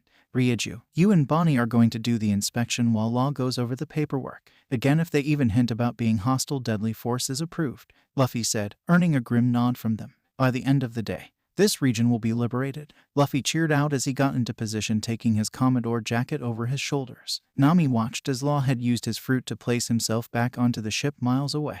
It still shocked her how strong some devil fruits truly are. She turned to Luffy as his hat hit his eyes. Her heart fluttered slightly as a slight smile graced his lips, showing he knew she was looking at him. Despite knowing him for only a short time, Luffy continued to do the unexpected and outrageous every time. She looked at her shoulder. The shoulder that for so long held bad memories and torment now was blank once again. Soon, this will all be over, she thought as she turned to the other person with them. All right, first things first. We need to go meet up with my sister. She should be in my village at this time of day. Hopefully, we can catch her and then grab all the money I saved up, Nami stated as she held a grim determination. Yes, Nami-chan, Sanji said with hearts in his eyes. He apparently did not care that she was with Luffy. Come on, I have a quick path there, Nami stated as she turned and moved toward her village. In her 2 hours they walked in silence as Nami thought of every conversation she had and would have with her sister and adoptive father. She had been dreaming of this day since her mother's death. Now, she finally came to free them. Luffy walked silently as they made their way to the village. He sent his haki as far and as wide as he possibly could, ensure all we in his domain.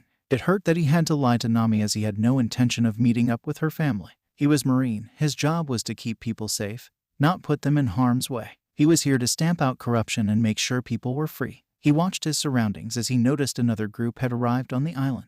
Shit, this is not good, he thought as he noticed them in the village in front of them. At this point he had two options, stop the group or take out Arlong.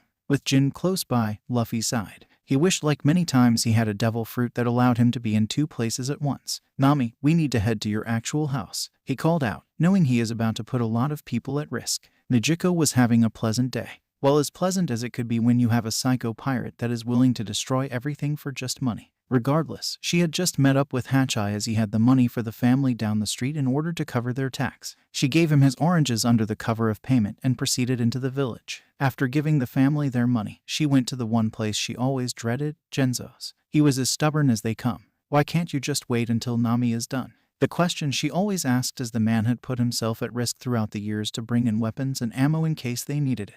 Today, though, she noticed that he was not outside like he usually was. In front of his door were two Marines standing at attention. Are you serious? She heard Genzo yell. Not good, she muttered as she walked up to the guards. I am here to see Genzo. Nijiko, this is Captain Nezumi. We were just discussing rumors of the islands, Genzo said as he gave a grave look towards his surrogate daughter. Which one? Is it about a pirate crew attacking us? She asked, trying to weasel out if this man was here to help. It has come to the Marines' attention that a thief has been hiding their stolen goods on this island. I was wondering if you can help me. We are currently doing an inspection of each property. Kai.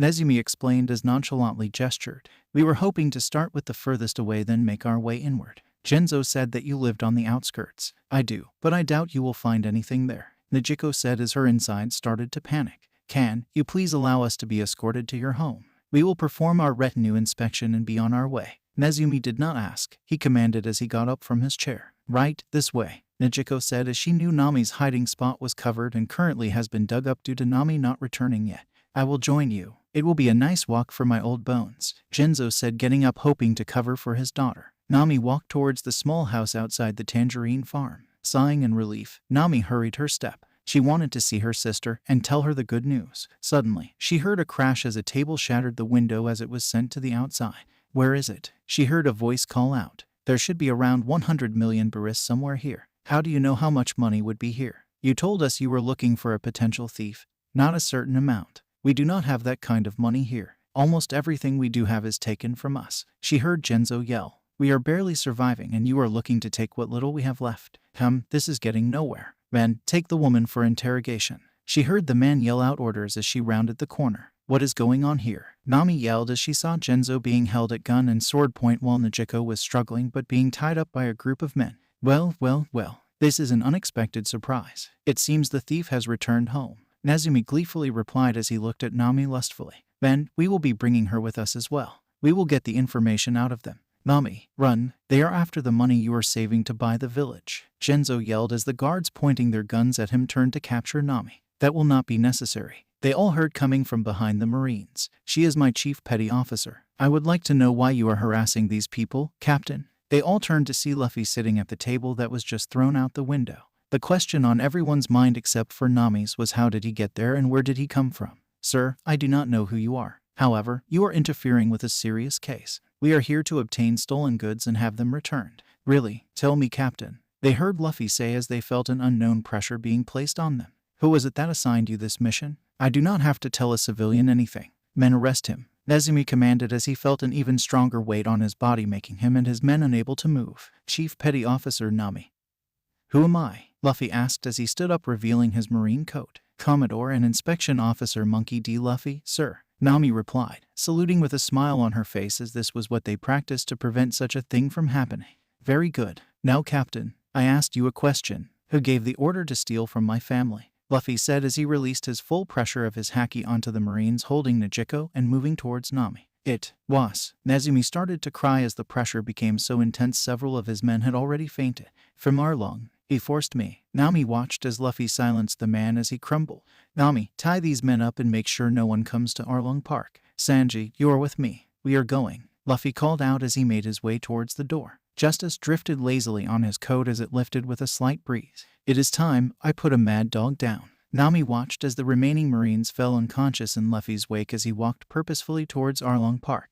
Who was that? Nijiko asked as turned to her sister. That was Monkey D. Luffy, Commodore of the Marines. My future husband, Nami said without shame as his body felt aroused at the sight of Luffy's power. Husband, Genzo and Nijiko yelled as they looked on with shock. It is a long story, Nami said as she got to work on tying up the Marines as she started explaining what was happening. Arlong Park. Luffy continued to walk silently for a half hour before he came across the gate to the Fishman base. He heard partying going on as they celebrated Arlong tricking the stupid humans. Rage filled Luffy as he stepped forward. With a kick, the doors broke off the hinges, sailing directly into two fishmen, killing them instantly as the doors crushed their bodies.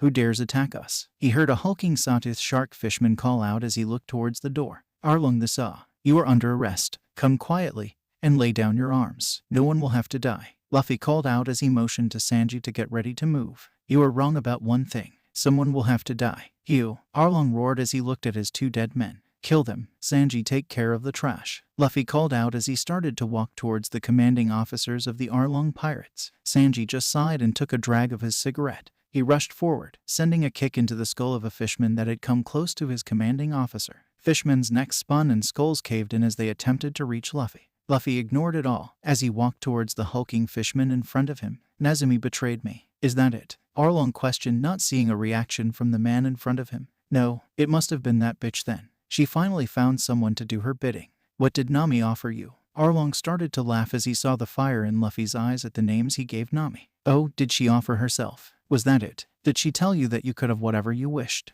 Arlong taunted as he waved his hand, calling off his remaining men. Well, let me inform you about something. Arlong stood up, taking a step off of his throne. You are not the first she hypnotized into trying to fight us. You are stronger than most, for a human. How about you leave and I give you a small fortune to turn around and leave this place? I will even let it slide that you killed some of my men. Luffy stared at the shark fishman. He saw the bloodlust and anger in the man at the sight of his own men die.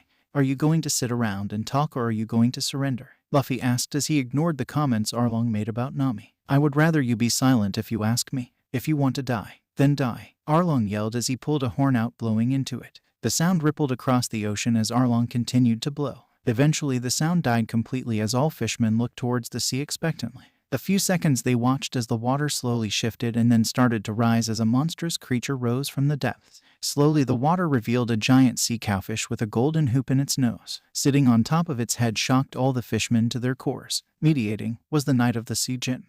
It seems my time has finally come, he said as he opened his eyes. I have finally found you, Arlong. Jinbe. Arlong roared, looking at his traitoress in all but blood. You dare show your face to me? Still acting like a child, Jim stated as he got up and looked down at the remaining men. Luffy, it is good to see you again. You know this filthy human? Arlong asked as he got madder by the second. You continue to betray our kind.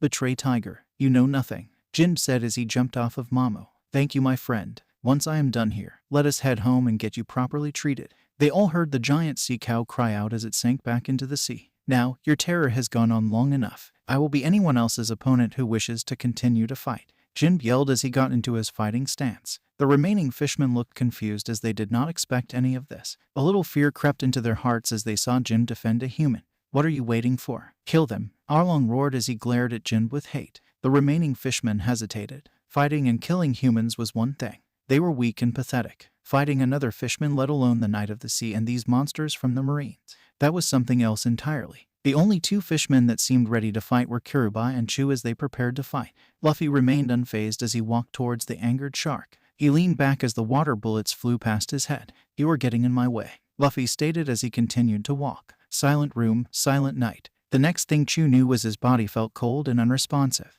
He didn't know what was happening as his eyes saw, but he could not register what was happening.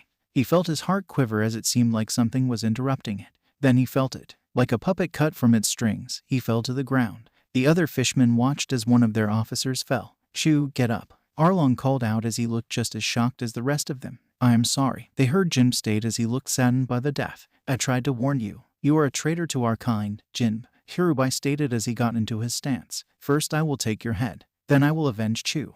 Jin rumbled out as he got into his karate stance. Tiny water droplets slowly got pulled into his hands as he prepared to fight, studying his opponent. As they stared down at each other waiting for the first to move. Hachai, what are you waiting for? Kill him, Arlong roared as he felt his own teeth breaking under the loss of his friend.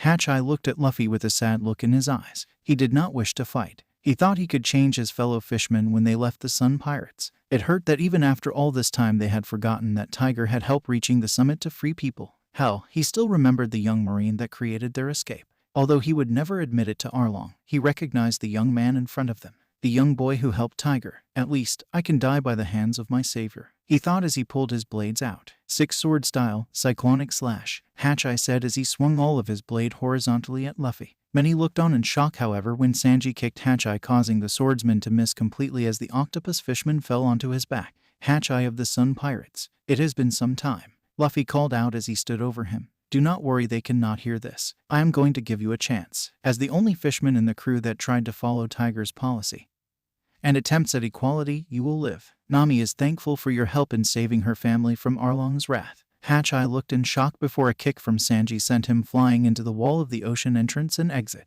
Arlong watched as Hachai's body crashed into the wall, then into the sea. Blood rushed through his body as he needed to kill these pathetic humans. I will kill you, Arlong roared, launching himself at the 2 Marines. Sanji jumped away as Arlong rushed in. He turned to see Luffy standing there. Right, I am in charge of the cannon fodder, he thought as he saw the hulking fishman attacking his leader. Outside Arlong Park, Nami rushed towards the fortress after she had Genzo ensure the traitorous Marines were secured. She was confident in Luffy and his plan, but she still wanted to be here. She wanted to see her tormentor's end. She needed to see his end. Running towards the gate, she saw the doors gone. She ran up to see Arlong, running towards Luffy. Arlong, she yelled. Ah, look who it is. Arlong raged as he saw her. Watch as this man dies. Nami watched as Luffy smirked as Arlong went to beat his neck. What? Nami yelled as she was in shock. Arlong's teeth shattered onto the black skin of Luffy. Nami, I will be taking all of this down now, Luffy calmly said as he smiled brightly at her. Nami watched. Luffy punched Arlong into the water. Come on now, you're in the water. Prove to me your ideals. Prove to all of us that you were right to spit on Fisher Tiger's ideals, Luffy said as he tossed his jacket and hat off. Nami watched as the hat flowed towards her, his most prized possession. Nami thought as it landed perfectly on her head. She continued in shock as Kiribai was sent flying towards the wall. She saw that a hole formed in his chest as water seemed to subside. I will kill all of you, Arlong roared as he jumped out towards Luffy. Shark on darts. Disappointing, Luffy muttered as his fist, colored black by his haki, slammed into Arlong's face. The punch broke Arlong's nose as it stopped his momentum. I see, this is what a bully can do, you pathetic human, Arlong roared as he stood up. Blood flowed from his nose and mouth as his prized nose was hanging off. Men, attack. Luffy watched as Arlong jumped towards his tower as his few remaining fishmen attacked. Luffy was not concerned, however, as each of them fell to swift kicks from Sanji. Luffy, it is time to end this, Jin said as he sat mourning his former brothers. You will have to suffer first, Luffy said as the silent field extended. Silent room, eternal silence. The group stared as a dome filled the area. It was eerily quiet as all noise outside the dome disappeared. Luffy walked towards the tower, but not a single footstep was heard. My men, they heard Arlong yell as he stepped out of the tower holding a giant blade looking like teeth. Kiribachi, I will kill you, then that whore behind you. But not before I do. I will make sure every single person she loves will die. I will chop off her legs, force her to make all my maps. I will kill all the humans after I rebuild. You will die here, Luffy said behind him. You are a filth that will be silenced from this world. Luffy punches Arlong into the wall. Arlong slams into the wall, cracking into the steel wall.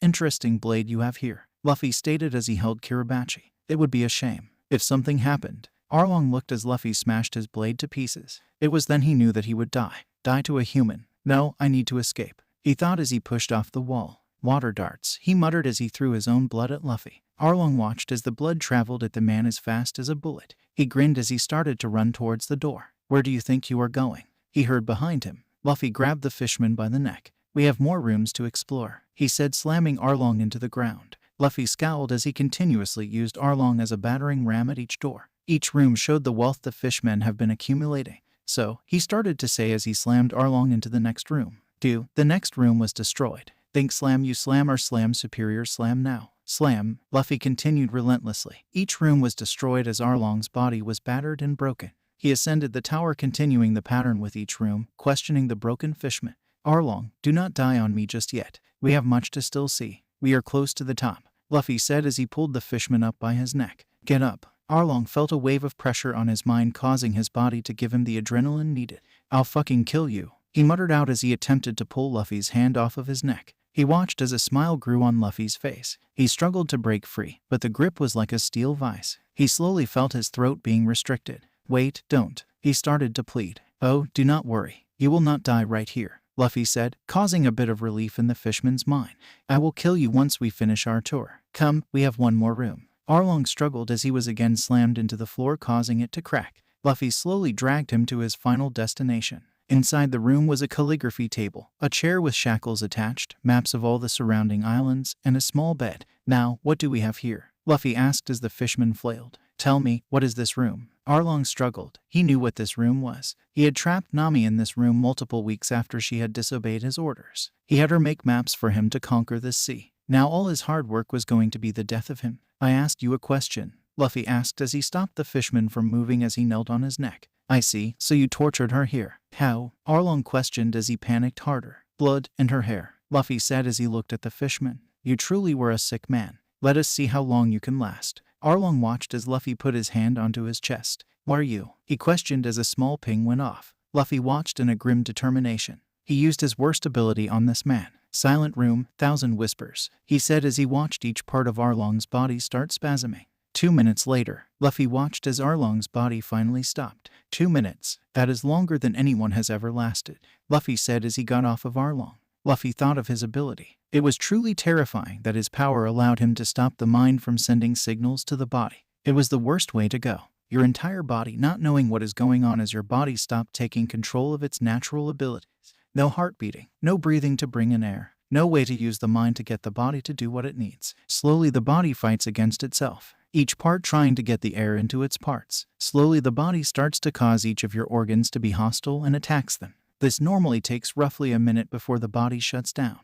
He had more of a will to live than I thought, Luffy thought as he looked at the room one last time. Time to destroy everything. Luffy kicked the body out the window as he started the destruction of the room and eventually the tower. He left nothing to remain, except the treasury. After all, the towns needed the money to rebuild. First he destroyed all the maps that Nami had made. Then he kicked the table out the window into the ocean. Looking around, Luffy smirked. For the final touch, he muttered as his leg had become black with his haki. As his foot hit the floor, the entire tower started to crack before starting to crumble apart. Nami watched as the place that held so many terrible memories collapsed on itself. She noticed the lifeless corpse of Arlong laying on the ground. Good riddance, she thought as she continued to stare as the man she had started falling in love with jumped out of the tower as it collapsed completely. Your family is now free, Luffy stated as he saw tears in Nami's eyes. Thank you, she yelled as she jumped into his arms, wrapping her arms around his head. Nami forced his lips to hers as she put all of her gratitude and love into the kiss. With the rest, Bonnie walked towards the base with Ryuju and Koby by her side. She could just feel the corruption of the base as multiple of the officers had been down in the town below drinking the finest alcohols and boasting about it all.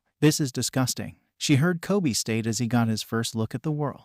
I thought Morgan was bad. Unfortunately, you will find that justice is not very common in the world, Ryuju said, looking at the fortress. These men are following a corrupt captain. They will follow orders, especially if it benefits them. Let's get this done. By your command, Captain, Bonnie teased as a lieutenant herself. She always teased the other woman about her meteoric rise. You are so going to get it, Ryuju muttered. Let's go. Ryuju flipped her captain's jacket over her shoulders as she led to the base. The slow walk made them easy to spot. Halt! Who goes there? A Marine called out from the entrance. I am Captain Ryuju. This is Lieutenant Bonnie, Lieutenant Law, and Private Koby. We are here by orders of Commodore Luffy under the direct command of headquarters. Ryuju called out. We are here to do our inspection. Who am I speaking to? I am sorry, ma'am, the private said, meeting them at the gate. I am Private Chan. Please allow me to verify your papers. Ryuju pulled out her papers. She smirked when she saw the man's bulge out. After all, the papers had Garp's signature and seal, Fleet Admiral Sengoku's signature and seal, and Admiral Kuzen's signature and seal. She watched as sweat started to pour from the man's face as he read the notes. Chan visibly gulped. You will direct us to your offices where Lieutenant Law and Private Koby will be doing an audit on your reports and ink. Myself and Lieutenant Bonnie will be auditing the base and staff. Am I clear? Ryuju commanded. Yes, ma'am, Chan saluted. Good, let's go, Ryuju said, walking through the gate. They walked in, immediately seeing the worst form of discipline they have ever seen. Trash piled in an area waiting to be destroyed, laundry piled high, weapons placed everywhere, and men harassing maids. It took multiple maids working on trying to keep up the small area that they saw clean. Hey Chan, one of the Marines called out. I see you brought some women for us to play with. Ryuju kept a straight face as the man finally let go of the maid he was harassing. Hey, beautiful, he said, walking up to her. His breath reeked of alcohol. I see you dressed up for me. How about I show you what a real Marine could do? What is your rank, sir? Ryuju asked, holding her hand up to stop Bonnie. I just made sergeant last month. Captain Nezumi saw potential in me. The man put his hands on her shoulders. Maybe I can get a preview of the goods. Ryuju had enough as the man's hand slowly moved to her breast. Gripping the hand, she spun it behind the man, breaking his hand and arm. All units line up now. Bonnie called out as a man attempted to grab her own breast. The man was now a baby. Multiple people rushed as Ryuju threw the man against the wall. My sincerest apologies, ladies, Ryuju said to the maids, who looked relieved. I need just a moment of your time. The maids looked at each other, then nodded. Excellent. Ryuju's voice rang out. Now tell me which of these men sexually harassed you. Do not fear. I will personally see to your safety and the safety of your family. Most of the maids looked terrified as they looked at the smirking faces of the Marine. They had been dealing with this since they were selected as maids of the base. They all looked at each other, none dared to move until the youngest cried out. What is the matter with you? She questioned the older maids. We have a chance to end this. I know for a fact that every single man in that line save for Private Chan has done something to us. Ryuju sighed as she looked at the younger girl. Thank you for your words. Please all cleaning staff leave the compound. Have your families come to the base to receive formal apologies. Ryuju turned to the men. Now as for you horrid lot. You are all under arrest. You bitch. One of the men cried out. You have no authority here. Let's get them. The men, gaining courage from one of their own, rushed the two women. Meanwhile, Law had Koby pull the remaining files as he dug through his own. The difference is that they had slowly piled up as taxes were paid to the Marines themselves as well as bonuses.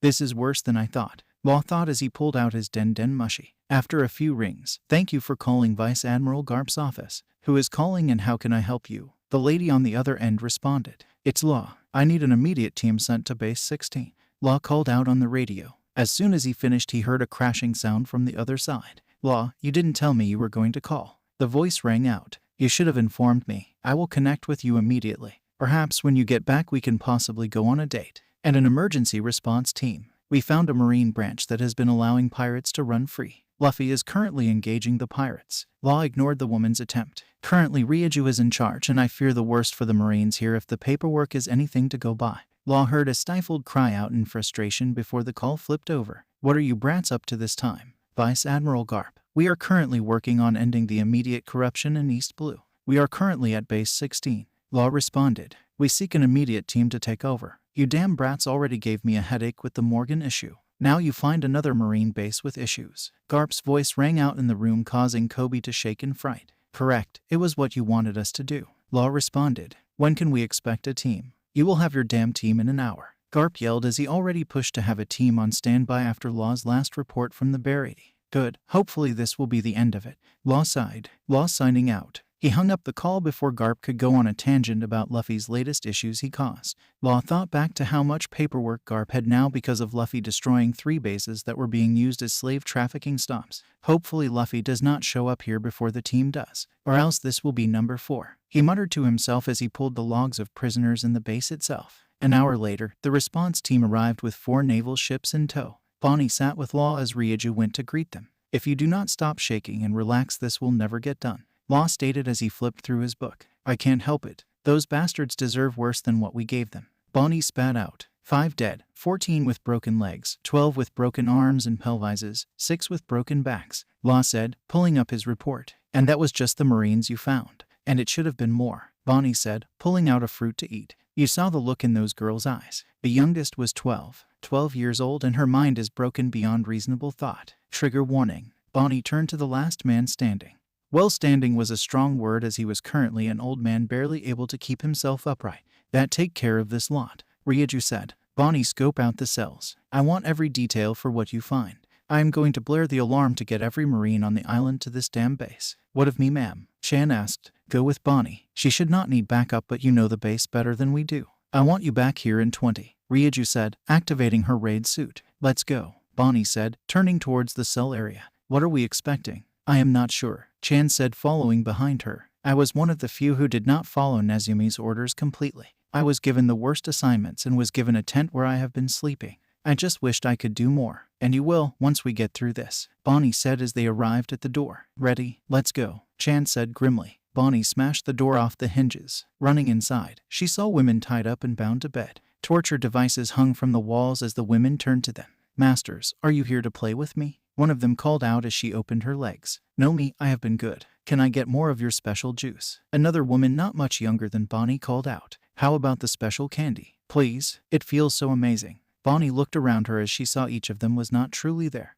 Their eyes looked off in the distance as they tried to sexually attract them. They all wore a collar and had a branding on their right arm. Those sick bastards, Bonnie muttered as she continued to walk through the cells. Towards the end they heard a male grunts that seemed to echo through the quiet area. Chan walked with his sword drawn as they rounded the corner to a shut door. On three, Bonnie muttered as they approached the door. 1, 2, 3. Using haki, Bonnie smashed through the door. Inside were 3 men, surrounding a little girl with pink hair. Bonnie froze as she saw the girl's vacant eyes. The girl stripped bare. Bruises scattered along her slender frame as a happy smile seemed plastered on her face. Needles were placed on a table that used to hold a fluid from the drops still lingering on the tips. Was anything to go by? Well, look what we have. Chan, you finally decided to join us. No, your day of doing this is at an end, Chan said as he swung his blade at the first man.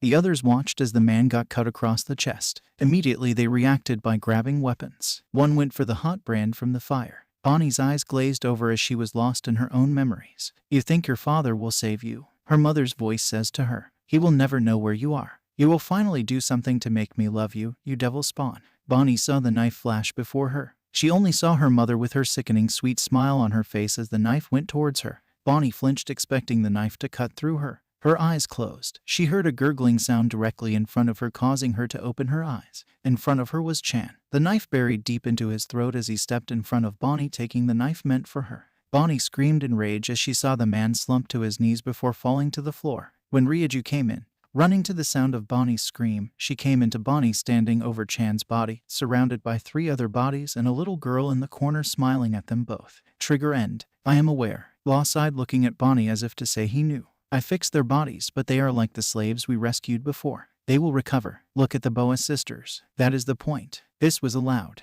Bonnie shouted, ignoring the look Law was giving. This is worse than some pirates. I am aware, he said as he saw the multiple signatures of bigger East Blue officials and leadership.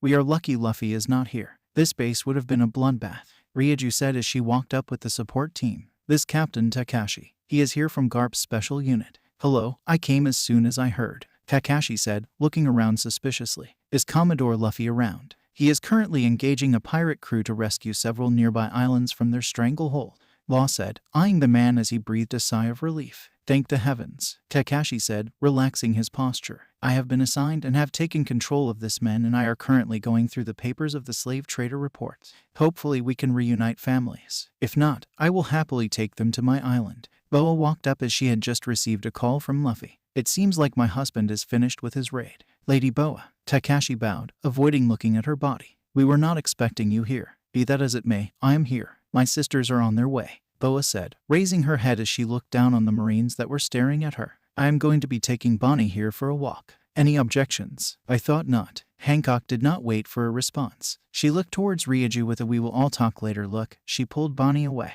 Bonnie felt herself being dragged along towards the docks where their ship was stationed.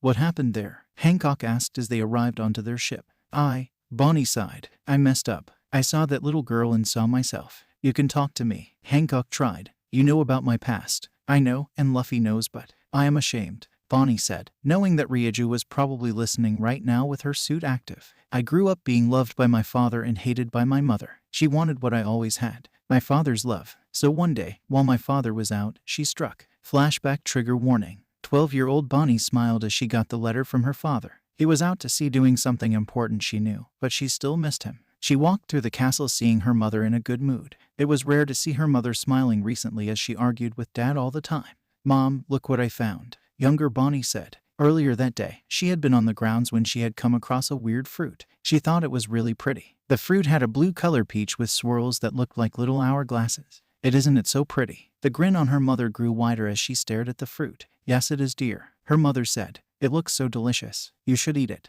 It will help grow big and strong. Okay, Bonnie happily said. She took a big bit out of the fruit. The fruit tasted like ash in her mouth. She went to spit it out when all of a sudden her mother's hand went over her mouth. My sweet bonbon. You wouldn't want to disappoint your mother by not eating the fruit you picked yourself. Imagine what about the people that are unable to have a garden with so many fruits. Bonnie thought for a moment before swallowing. Seeing this, her mother's smile grew even bigger. See, I knew you could do it, her mother said. I received a letter from your father. He wants us to join him on the island next to ours. Really? We get to see Papa again? Bonnie asked excitedly. Yes, dear, now hurry up. We do not want to miss our boat, her mother said sweetly. Bonnie happily walked with her mother towards the docks. She noticed that this was not their regular boat that they used to go out to see her father on, but she was too excited to care. She stepped onto the boat, where a pair of shackles were placed on wrists. "Mother, what is going on? I feel so tired." Bonnie as she slumped onto the deck. She heard a laughter coming out from the dock below her. "Finally, I can finally get rid of the devil child." "Mom, what about seeing Dad?" Bonnie asked. "You are so stupid." Her mother laughed. "Did you truly think you were loved? Do you think your father will come to save you? Your father allowed this to happen. I allowed this to happen. He will never know where you are, because he does not want to. You are the devil's spawn. You really must be born under an unfortunate star. What are the chances you find a devil's fruit in your backyard? But thankfully, now that you have that fruit in you, you will finally do something to make me love you. You can die." Bonnie stared at her mother in shock until a chop to the neck knocked her out. When she awoke, she was in a small cell surrounded by devices. "Ah, our devil child finally is among the living." She heard a man's voice call out. Bonnie looked on in terror at the man with a shaved head, dark greasy beard and left ear missing. He had a burly build, with hands that looked like it could crush her skull. "You must be wondering where you are and who I am," the man said, looking at the girl, licking his lips. "I am your owner for the next couple of weeks before we sell you to the world nobles." Bonnie shuddered at his smile as he looked at her. "You, my dear slave, are in the custody of the Blood Devil Company. For the next couple of weeks, I will be training you into shape. I expect you to call me master from now on. Now ground rules. If you are good, you will be rewarded," the man said, sticking his hand out to touch Bonnie's face. She promptly tried to bite his hand. "If you are bad," the man kicked her in her stomach, causing her to fall over in pain. "You will experience punishment. Am I clear?" Bonnie tried not to dry heave as the kick took more out of her due to the cuffs draining her. The man grabbed a fist of her hair and pulled her up. "I asked you a question, slave," the man said, slapping her across the face. "Are we clear?" "Yes," Bonnie whimpered out. The man slapped her again. "Yes, what?" the man asked. "Yes, master," Bonnie cried out as a bruise started to form on her cheek. "Well, it looks like you can learn. Your mother was adamant that you were stupid," the man said, smiling. "It is a good thing you ate that fruit. The nobles pay top dollar for devil fruit users." Bonnie just cried slightly from the pain her body was enduring. She steeled herself. If she ever got a chance, she would kill this man. She wished she could be free. She wished to see her family again. "Fuck my family," she thought as she once again got kicked in the back for not doing exactly as told. In the last month they traveled ever closer to her destination. She started to despise everyone. She was beaten, tortured, and everything in between. "You are lucky we have to keep you as a virgin," her master said to her, "or else I would show you the pleasures of being a woman." He threw her into her cell as he spat on her. "This noble better pay the extra premium for all I am doing for him." Bonnie sat up in a small cot that laid in the cell. She hated the man with a passion. "I will kill him, I swear," she thought as she finally saw the man leave. "We should be arriving soon. As soon as these cuffs are off, I will kill them all." Bonnie had been playing along with her capturer. She did his chores, walked around naked, and used her mouth on him as he commanded. She felt vile and disgusting each time she did it and for hours afterwards. But still she continued. He promised her if she did everything right this time he would remove her cuffs. "Of course he thinks I am fully obedient," she thought as her mouth hurt from the slap she endured after she had not drunk down his fluids. "I will kill him. That is a fact," she thought as she looked up as he removed her cuffs. "But first I need to figure out the power that they say I have," she thought as she was left alone all night. She felt her power. She didn't know how she knew what it was, but she knew. At first she could barely change anything. But eventually she turned herself older. There was no mirror for her to admire herself, but she felt taller, her body's curves more pronounced. Then she felt drained, like all of her strength had left her. She allowed herself to change back, causing a gnawing hunger to envelop her. "It seems I will need to steal some more food," she thought as sleep finally overtook her. Over the next couple of weeks, Bonnie continued to endure. Morning she would be woken up by the sound of the door before the cell. She would then perform tasks for the man, washing, cleaning, stripping naked, and sexual activities. All the while she was stealing food from the man. She even managed to secure a kitchen knife one night as the slavers got drunk. They had forgotten to put her handcuffs back onto her. She had just been placed back into cell by her master. "You have been a good little pet," the man exclaimed as she stood there with a smile on her face. "I will see you in the morning. Tomorrow we will officially be at your new home." "Yes, master," Bonnie said with a smile, trying so hard not to sneer at the man. After he had left, Bonnie put her plan into action. She turned herself younger so she could squeeze through the bars. She snuck her way through the ship, only coming across one man as she made her way to the kitchen. She grabbed the knife and snuck back into her cell and waited.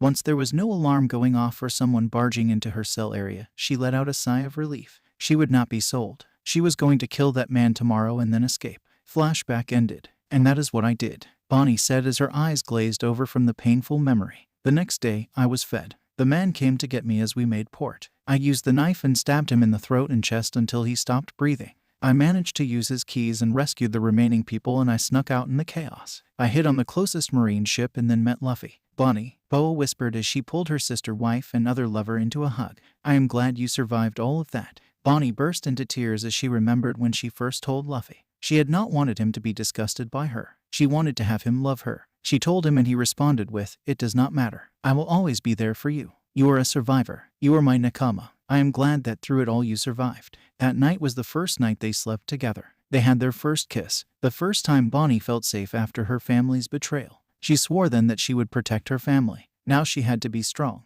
"When will we be done here?" she asked as Law approached the ship. "Shambles," he said, dropping the safe full of money onto the deck. "I believe Ryuju will be back momentarily. She is with Koby making sure they have every one of those bastards locked up." He looked at Bonnie, seeing the dread and gaunt look in her eyes. "You okay?" he questioned. "I will be, once I see Luffy," Bonnie replied, smiling at him. "I am going to have to tell him about this," Law said. "As the doctor and first mate, it is my duty." "I know," Bonnie muttered. "He is going to get so worried though. And Nami needs him tonight." "We will be sleeping all together tonight," Boa said, her face making it so they realized it was not up for discussion. "Once Ryuju is back we sail for Kakoyashi village." "Let's get ready then," Law said, pulling the lines to get the sails ready. Later that night, Luffy laid on the bed thinking about their time so far. Once the rest had returned from the marine base, he knew something was wrong. Law informed him of what happened and what the base was used for. It shook him that he was not there to prevent Bonnie's suffering. He wished he could have been in two places at once, but he knew he needed to end Arlong.